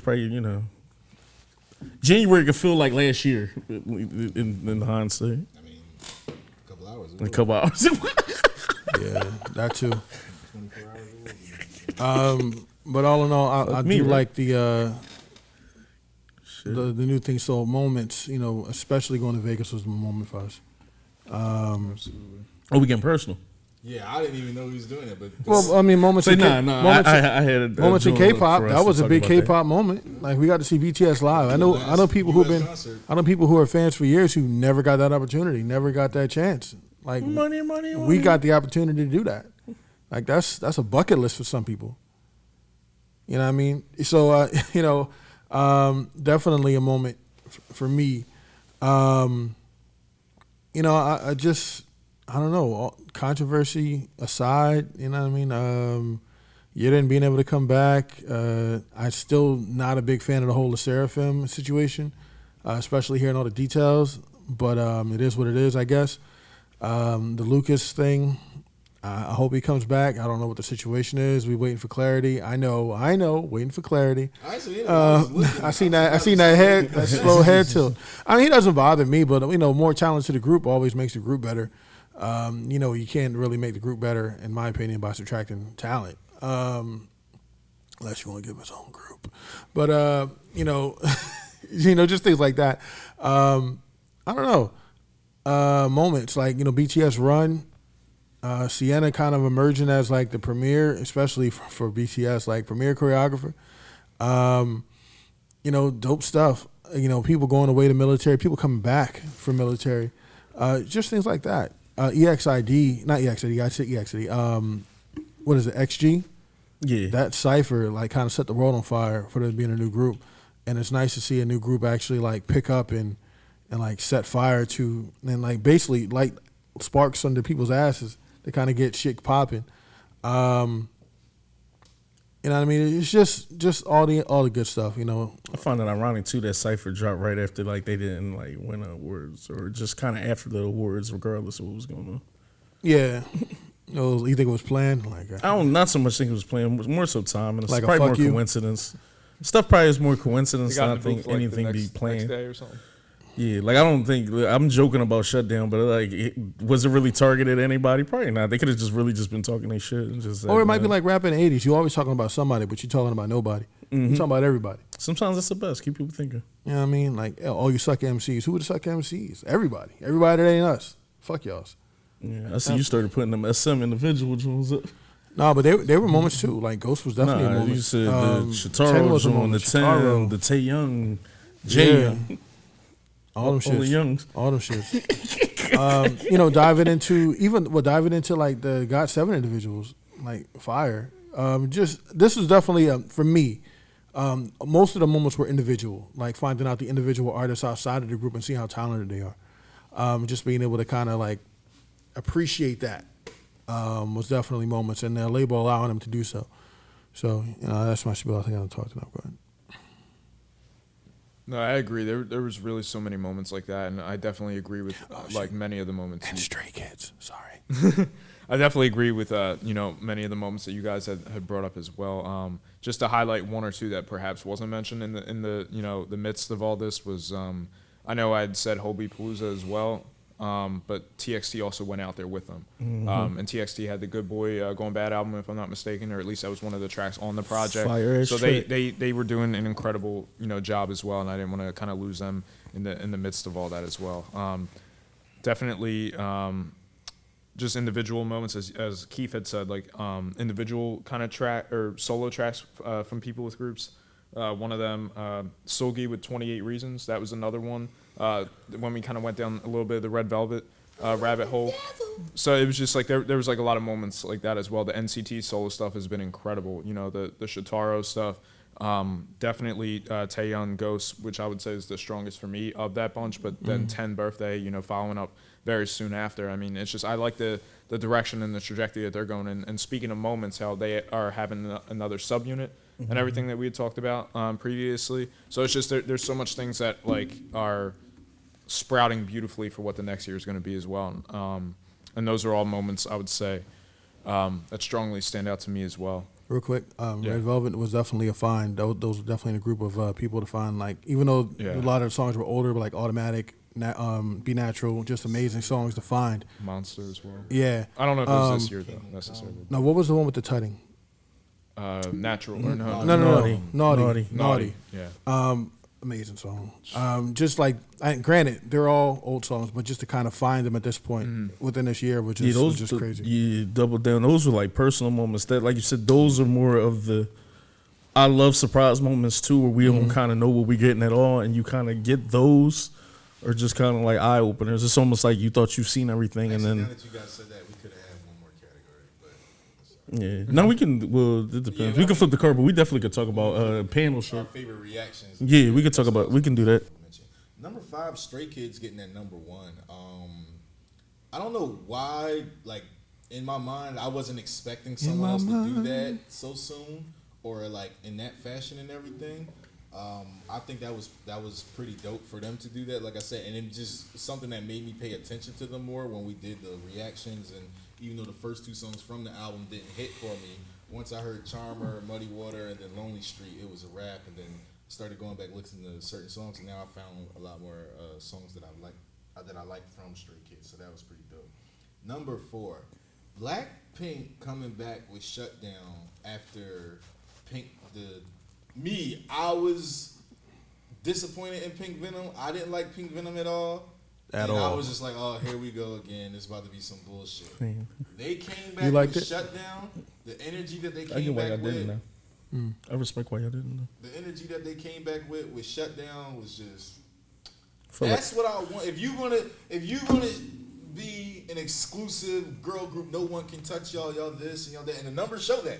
If you're gonna be that. Talk that shit. Let me feel it. You know, Pink Venom just felt like some shit that they just kind of just threw together. Sorry, Teddy. If I could also add feel like one they thing heard a to reaction and wrote something. I feel like they saw a reaction and wrote something. They saw our reaction. I hope they would write better than that. But I think Shutdown was just a perfect response. I'm talking about the response, not the initial thing. Oh, yeah, shit. And honestly, Shutdown was the perfect response to just what we had said with the exclusivity thing, or just kind of like the inklings of it.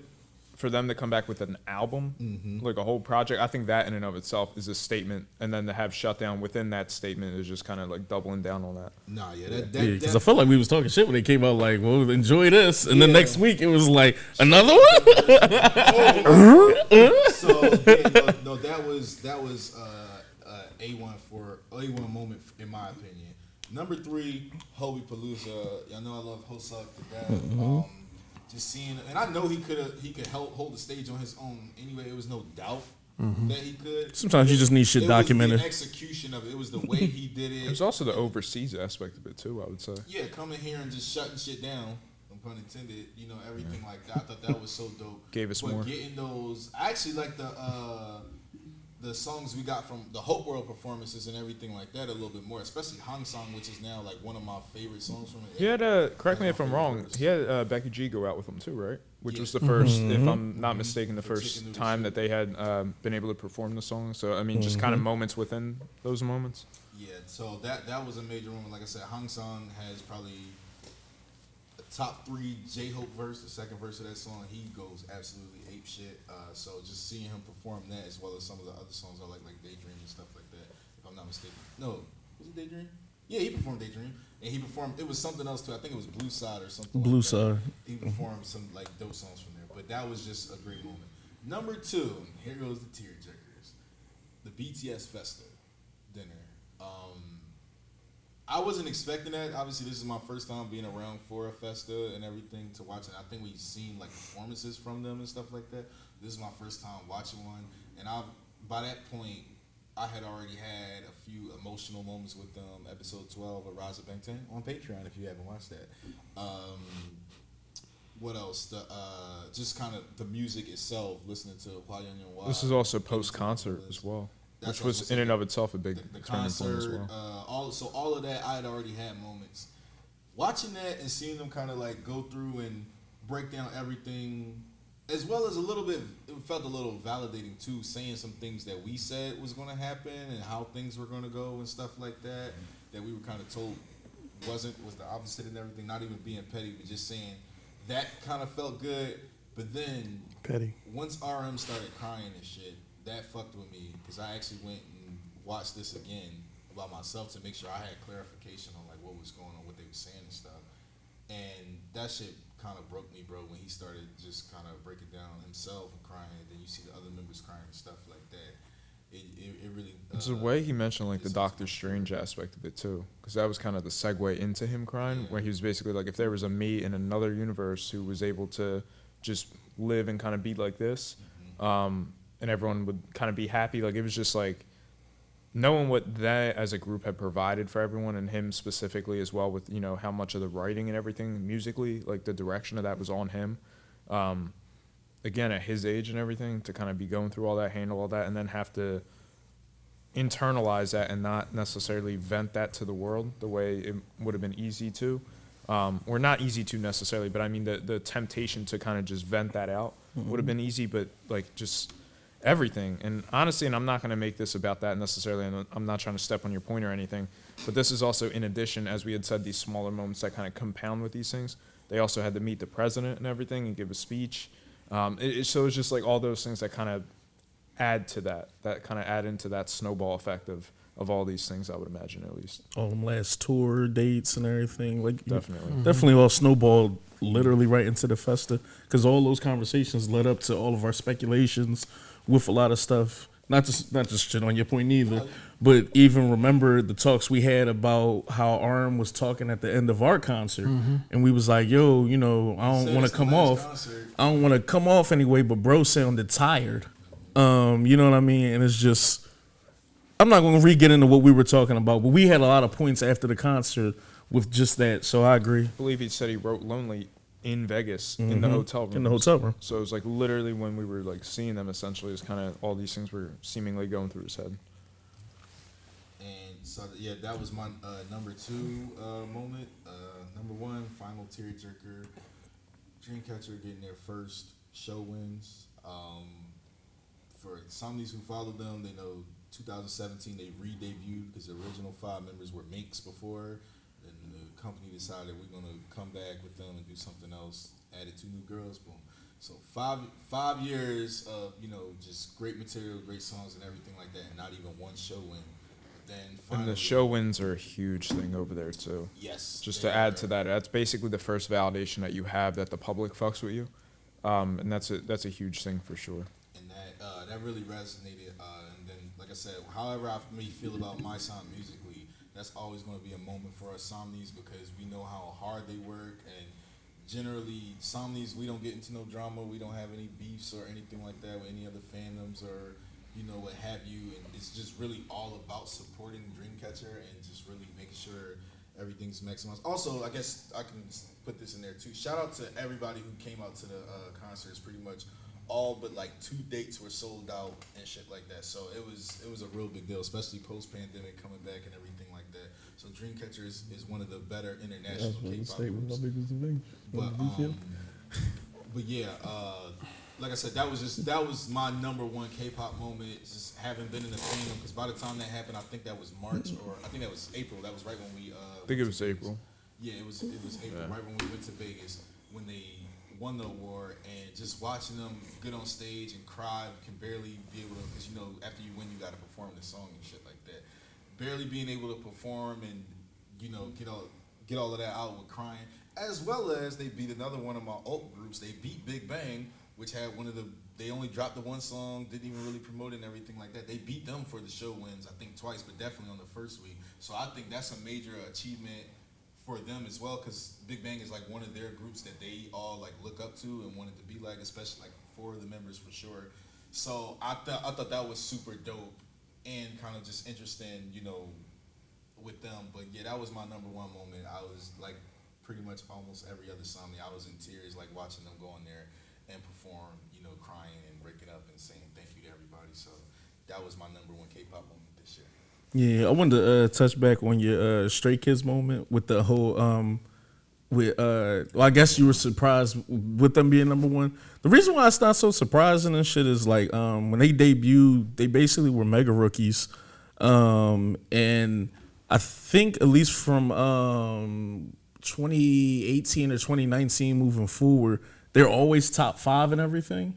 I knew the one was coming. I think it's just how fast everything happened with them, because literally, I'm trying to think of what month Maniac. It felt like it was February. March. Yeah, it felt like it was either February or March, and everything kind of happened so fast. And it goes back to the point that Keith kept saying, where he was like, "Yo, in all intents and purposes, I hope they didn't shoot their load." Like, where it's just like you kind of envy, and you know what I mean? Like, is it gonna be cool? But that shit had legs, I was gonna make a bad pun. like spider legs, And everyone else envy, like envy, Venom. envy. Like 2 months later, they dropped Circus Kidding. off a Japanese album, which kept them afloat, and then they dropped out of nowhere another album toward the end of the year, an Ordinary, which was crazy. And that was my No, response. Maxident. Well, Maxident. Maxident. But that was my response to you when I was like, bro, I think another album is probably coming. And yet and behold, like another album came and shit like that.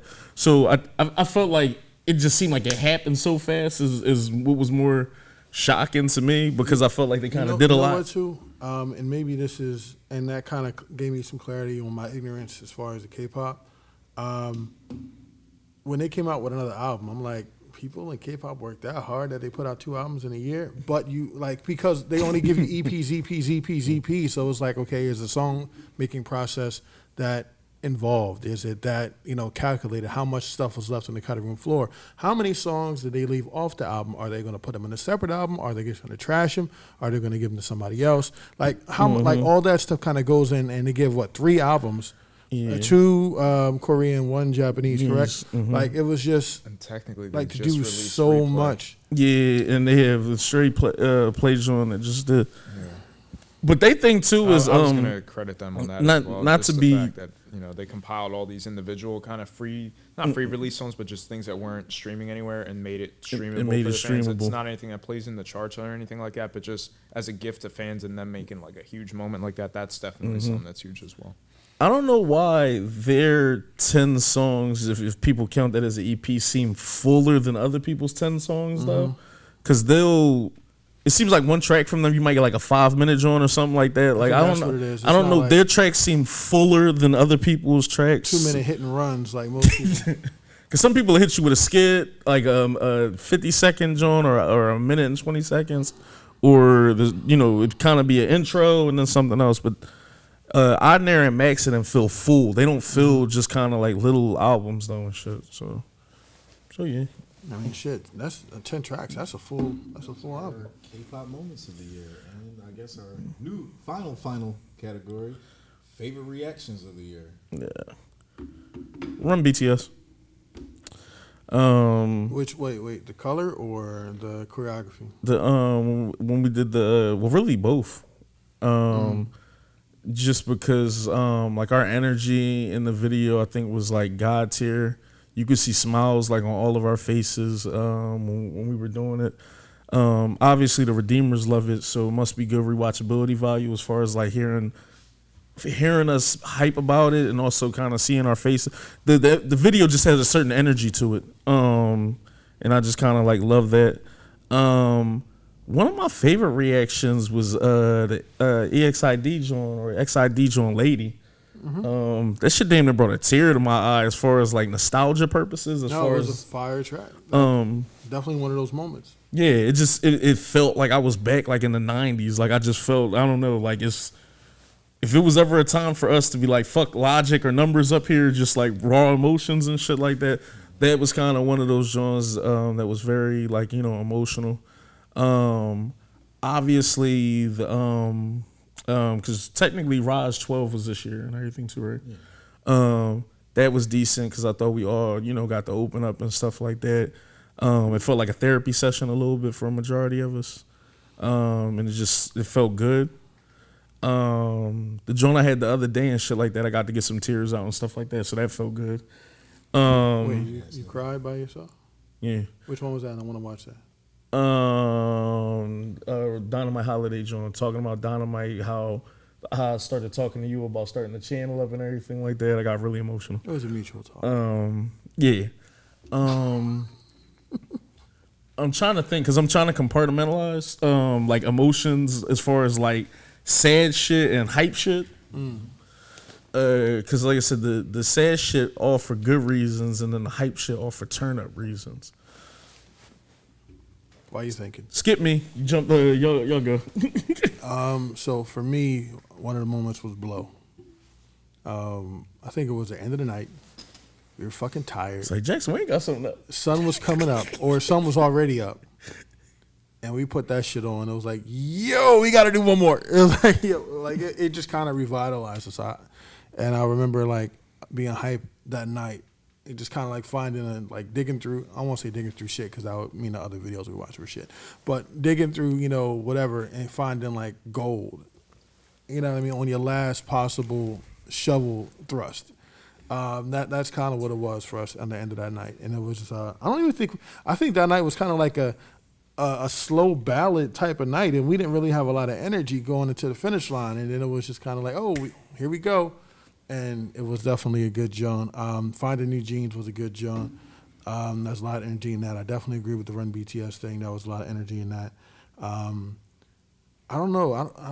I think Hot was a lot of energy. Definitely Maniac was a lot of energy. You know, I thought those were definitely good things as well. Even some sleepers, like what was the Chamina joint? Oh yeah. Bijou. Yeah. Crazy track. Was that this year? Crazy track. Like just like little things like that. You know what I mean? Like some of the side stuff was cool. Definitely that energy. A lot of the Jesse stuff. Yolin definitely set the fucking panel off. Obvious reasons. But like, you know, it was definitely a lot of the Mama Jones too. Yeah, a lot of the Mama. Fucking Momoland. Hey. It kept popping up. Yeah, but EXID definitely, because it wasn't just Lady. It was well, you know, I love you. Yes, that was I love you, bruh. I love that track. But they're not new tracks. That's I know. the crazy part. Up, down, up, down. Yeah, that's a fucking crazy track too. Fire was in there. Yeah, EXID probably got as far as like burned in my mind like moments, because like every time we go to visit their well, like they always got something for us, bro. Wait till we do the Killing Voice. Oh, what? They got Killing Voice. Hey, I'm trying to save it. No, don't save it. We should definitely do that. Yeah, but those are some of my favorite reactions. I think me and you was talking about it on another video and shit. When we did that video about like K-pop hysteria with females. I love that video. I thought that was an enlightening moment, and I thought that was some of. We're doing worst reactions too. Well, I thought that video in particular was that was some of the best conversation I've had with Redeemers during our entire segment. No, I agree. Where obviously some people, were angry, and that's like fine. But a majority of the people voiced their opinions in ways where it was no hate, no malice, and more so was like, yo, if you don't understand, this is why we feel this way. Here goes a little bit more information. Or I get what y'all was saying, but this is how we feel. Or, that video kind of was, I don't want to call it like sensitivity training, but the same way, I forget what you just said, that you was going to be more sensitive to something that literally just happened. Empathetic. That have more empathy for people. That was one of the videos where I also was just like, I think I am going to have more empathy towards women when it comes to how their view when it comes to music and not being so jaded, because I think jaded was the word like I kept using. I was going to try to not be as jaded to particular situations and pay more attention to certain things that I say, and just kind of even how my facial reaction and certain things are to stuff.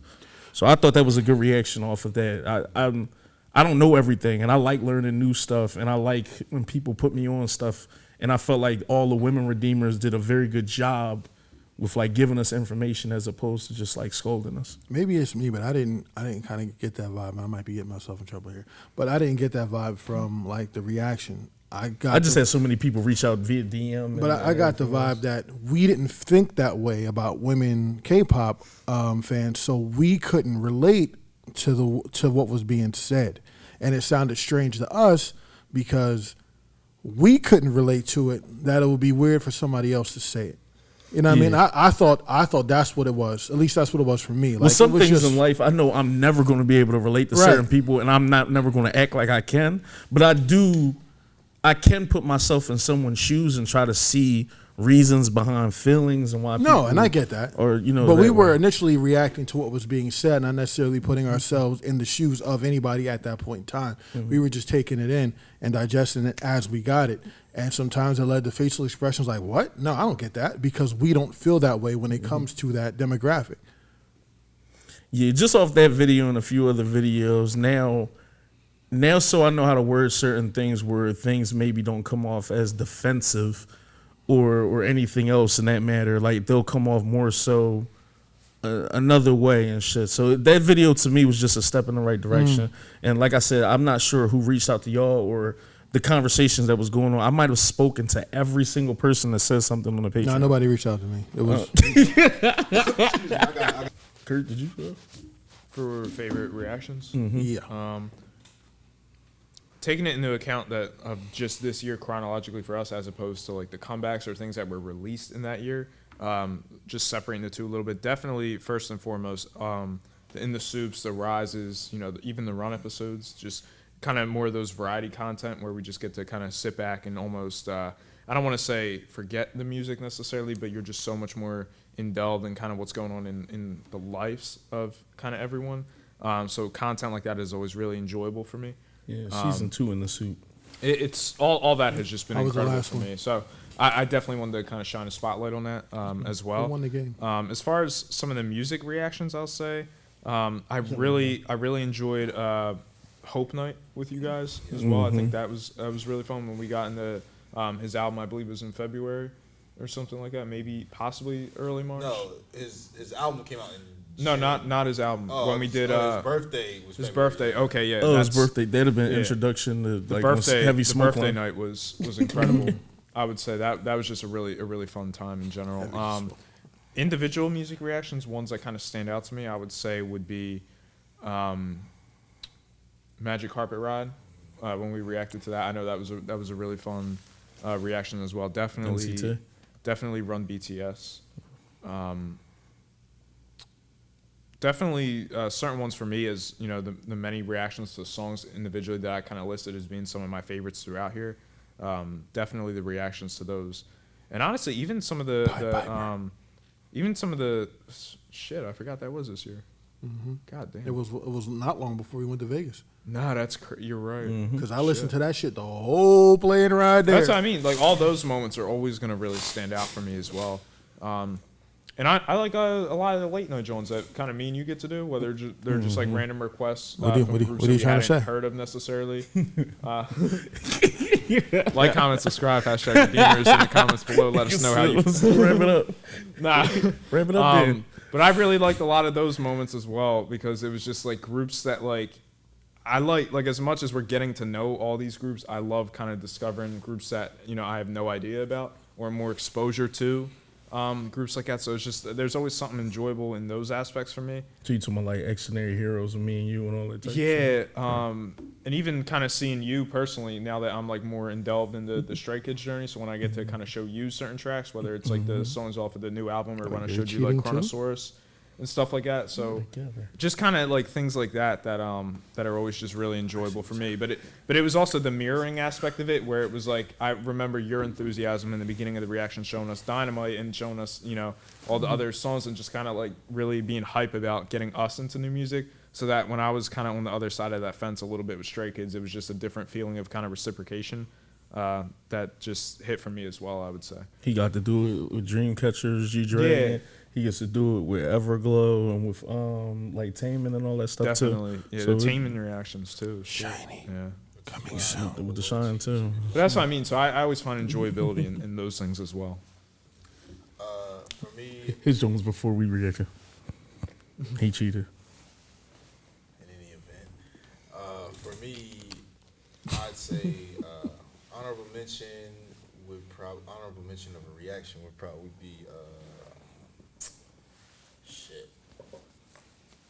I'm definitely going to say the NCT Uncuts because in general, a lot of them we've done this year and everything like that, and they're always like dope as shit. And it's amazing. Number 5 for me would definitely be the January Love Yourself reactions of Pied Piper, Love Maze, Paradise. Well, I wasn't here for Paradise, but I'd already heard the song anyway, but it's still a gem. Cheater. But that January run of, like I said, of just BTS reactions, House of Cards, or winter run, or rather, of BTS reactions, that's when I felt like we really hit our groove as reactors, and we had like 7 to 8 of us every both nights and everything consistently for a couple months. That shit was just amazing, man. It was some real fun times. Not speaking like shit is over, but it was just obviously COVID cleared up and so did everyone else. basically, in a general sense, that's really what it was. The camaraderie, everybody kind of being here and everything like that. So that was pretty dope. Number 4, it would probably be like the choreo battles, the ones that didn't devolve into bullshit. Specifically, like the one on my birthday, the Tiger Inside and versus Kick It, which 2 of my favorite SM songs in general. But I just thought that was a fucking amazing choreo battle. I loved Everglow versus Dreamcatcher. The first. That was last year. No, I'm just talking in general and shit. That's one of my favorite Jones. Yeah, the On versus Dionysus. I like when we all were split on that, and it got a little intense too. Which I don't have no problem with it getting intense as long as niggas don't start disrespecting me. But it was still pretty fun. I love those type of choreo battles, and I love the energy that kind of comes with that. Number 3 reaction would be By Itself, Pluto, just because of how much I love that song and how hard it kind of like hits me. I was really blown away. That was one reaction where I was like literally, if somebody was like, yo, look at this nigga just faking, just doing all this extra shit or whatever like that, like how we talk about, we're not corny and we're not doing all the bullshit. That's the one reaction people, if you could accuse me that, it wouldn't be true, but I was really blown away by that song. That's how amazing I think that song is. So Pluto is number 3. You acting like other reactors? I wasn't acting though. That was really me. That's the difference. Number 2, definitely Run BTS. Just because, like I said, we stayed up, we came here, and we kind of, locked in for that, and just really went all out, and it was just so much fun. And ironically, that plays off the concert too, because the end of the credits, kind of so to speak, of the concert is when they announced the album. So it was so kind of directly tied into that Seeing aspect of everything it. and coming from that, it was fucking amazing. we got to break news to people that wasn't there too. I forgot when that happened because people was like, "What are you talking?" Blue and gray. Blue and gray reaction was half reaction and half. Definitely. No, I'm talking about when we literally were at the concert and like people didn't know what was going on. We like, no, we just left. Like, shout out to Jackie. Shout out to Kenny B. Shout out to Irina too. Tickets for Shout out to Irina for sure. Shout out to Salamander. Have me sitting lovely. Definitely big. Shout out to April too. Big April, can't forget April. Shout out to my homie Jade. Now we just exchanged some playlists and stuff like that. She's cool as shit. Follows me on. Shout out to the ladies that met us at the airport. Yes, definitely. Shout out to them. Yo, are they Patreon? I don't know. I forget their names. Yo, we need to. Yo, like if y'all out there, talk about a motherfucking moment. That was a moment. That was a moment. That was a moment for me. That was a moment. Felt like well, it was more of a moment for Nick because that was her bias. But, Nah, that was weird. That shit was just kind of like, hey Nick. One like, sis told me I was her bias because we both biased. yeah, she was lying. But that was interesting. We literally just landed. That was a dope moment in general. no, because you said Jade already. Because I think we met them. Well, no, was that another Jade? No, we ain't met this Jade. Probably not that Jade. We met a couple different people too and shit. Even outside of that. Jackie was at at the concert. Yeah, we met Jackie. Didn't meet her.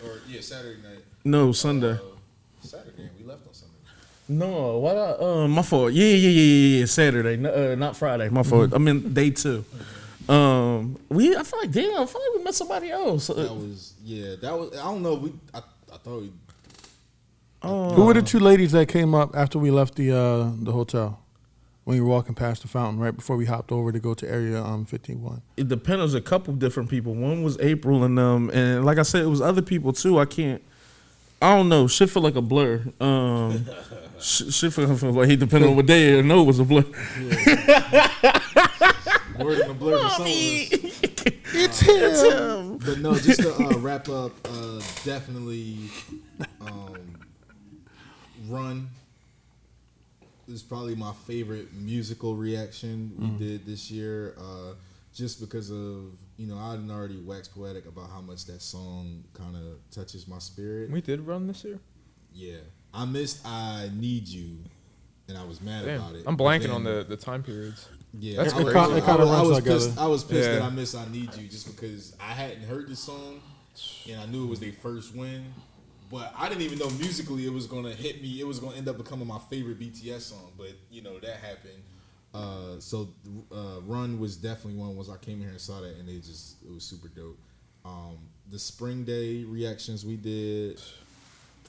I forgot about the Japanese tracks again for favorite reactions. Especially the Butterful Getaway joint. My favorite joint is the when we seen the choreo for Spring Day.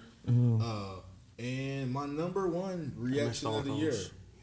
My number one reaction of the year. I mean, in honorable mention to Raja Bang Talk, because that would have been up here too, or I guess it's number 2, if you will.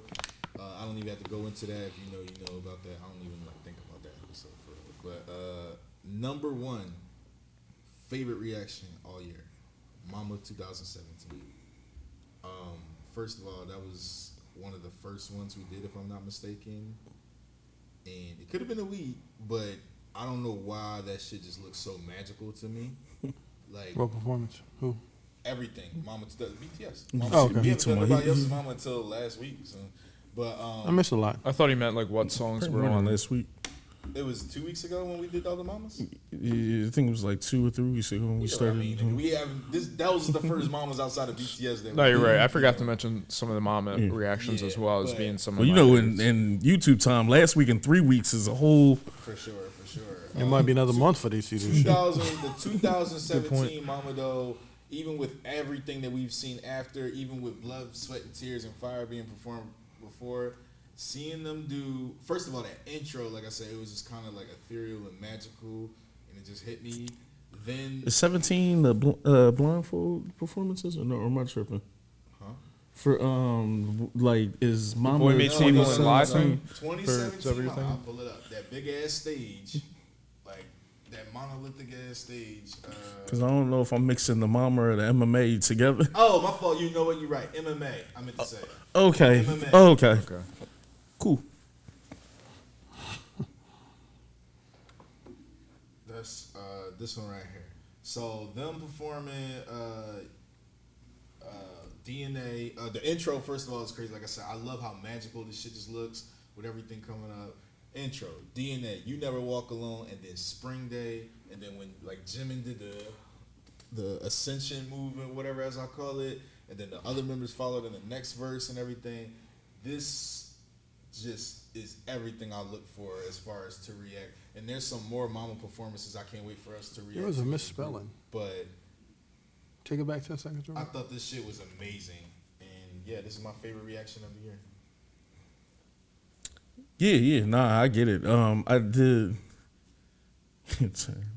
I get it though. I did think 12 was gonna be higher, but if for emotional purposes you don't want it in there, I get it. It's number 2. I'm not going to deny it, but I don't like thinking about it for me because I don't like looking at myself cry and all that shit like that. So I'm never watching that again. I go and read the comments from time to time.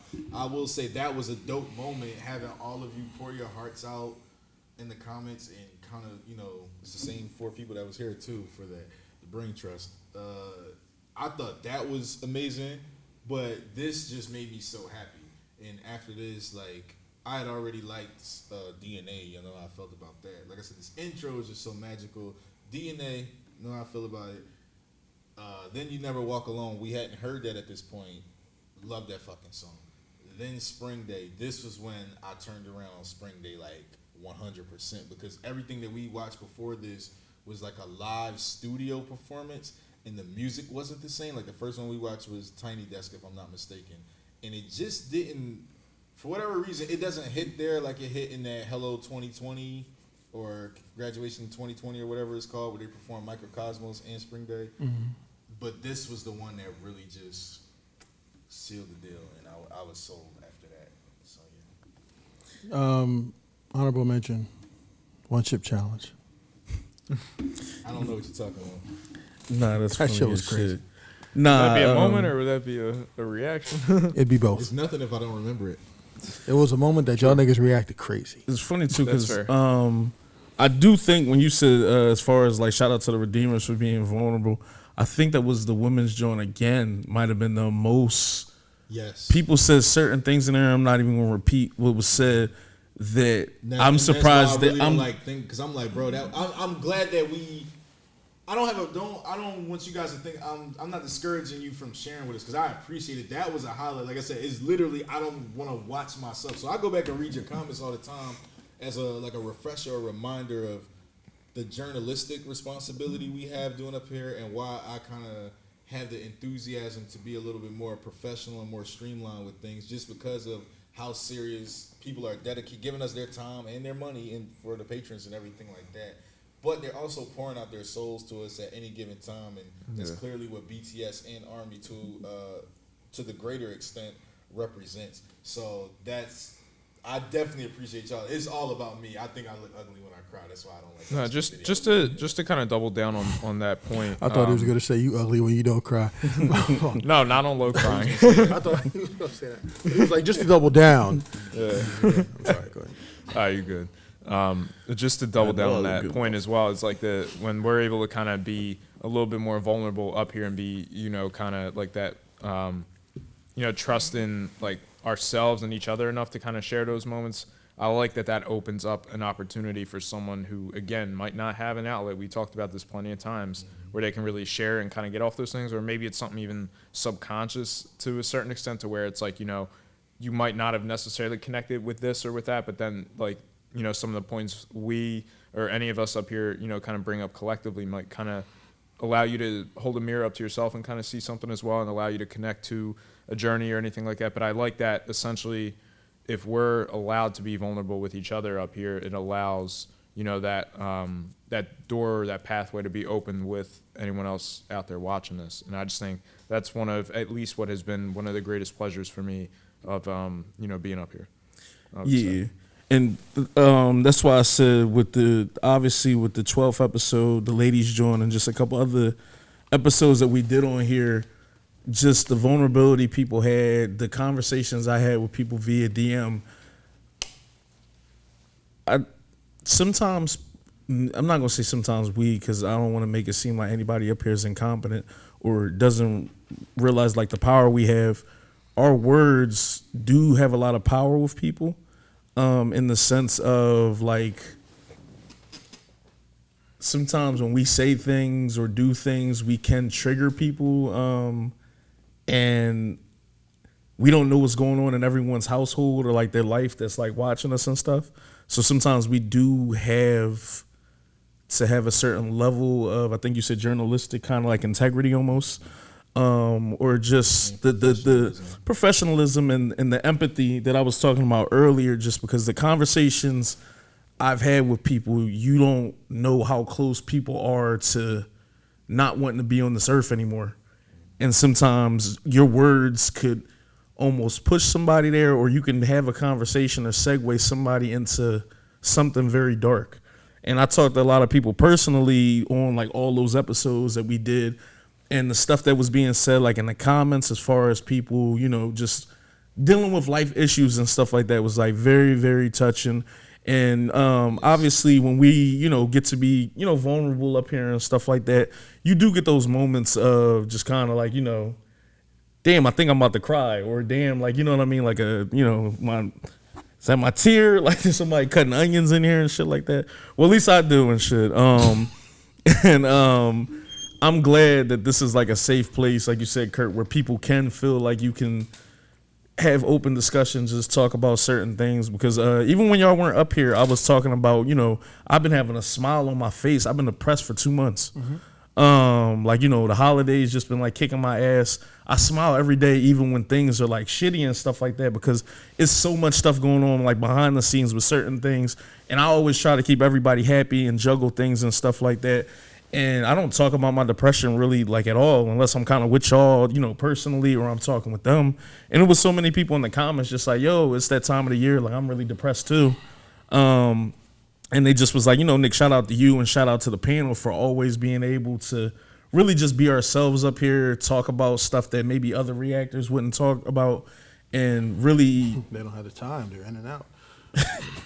really open that door for people and let them know that it's a safe place for men and women to you know, say you're depressed. Sometimes it's cool not to be okay. It's okay not to be okay. And I feel like we do a very good job of trying our best to be therapeutic for people who are watching. And also really, I feel like we all push the message of loving yourself as well.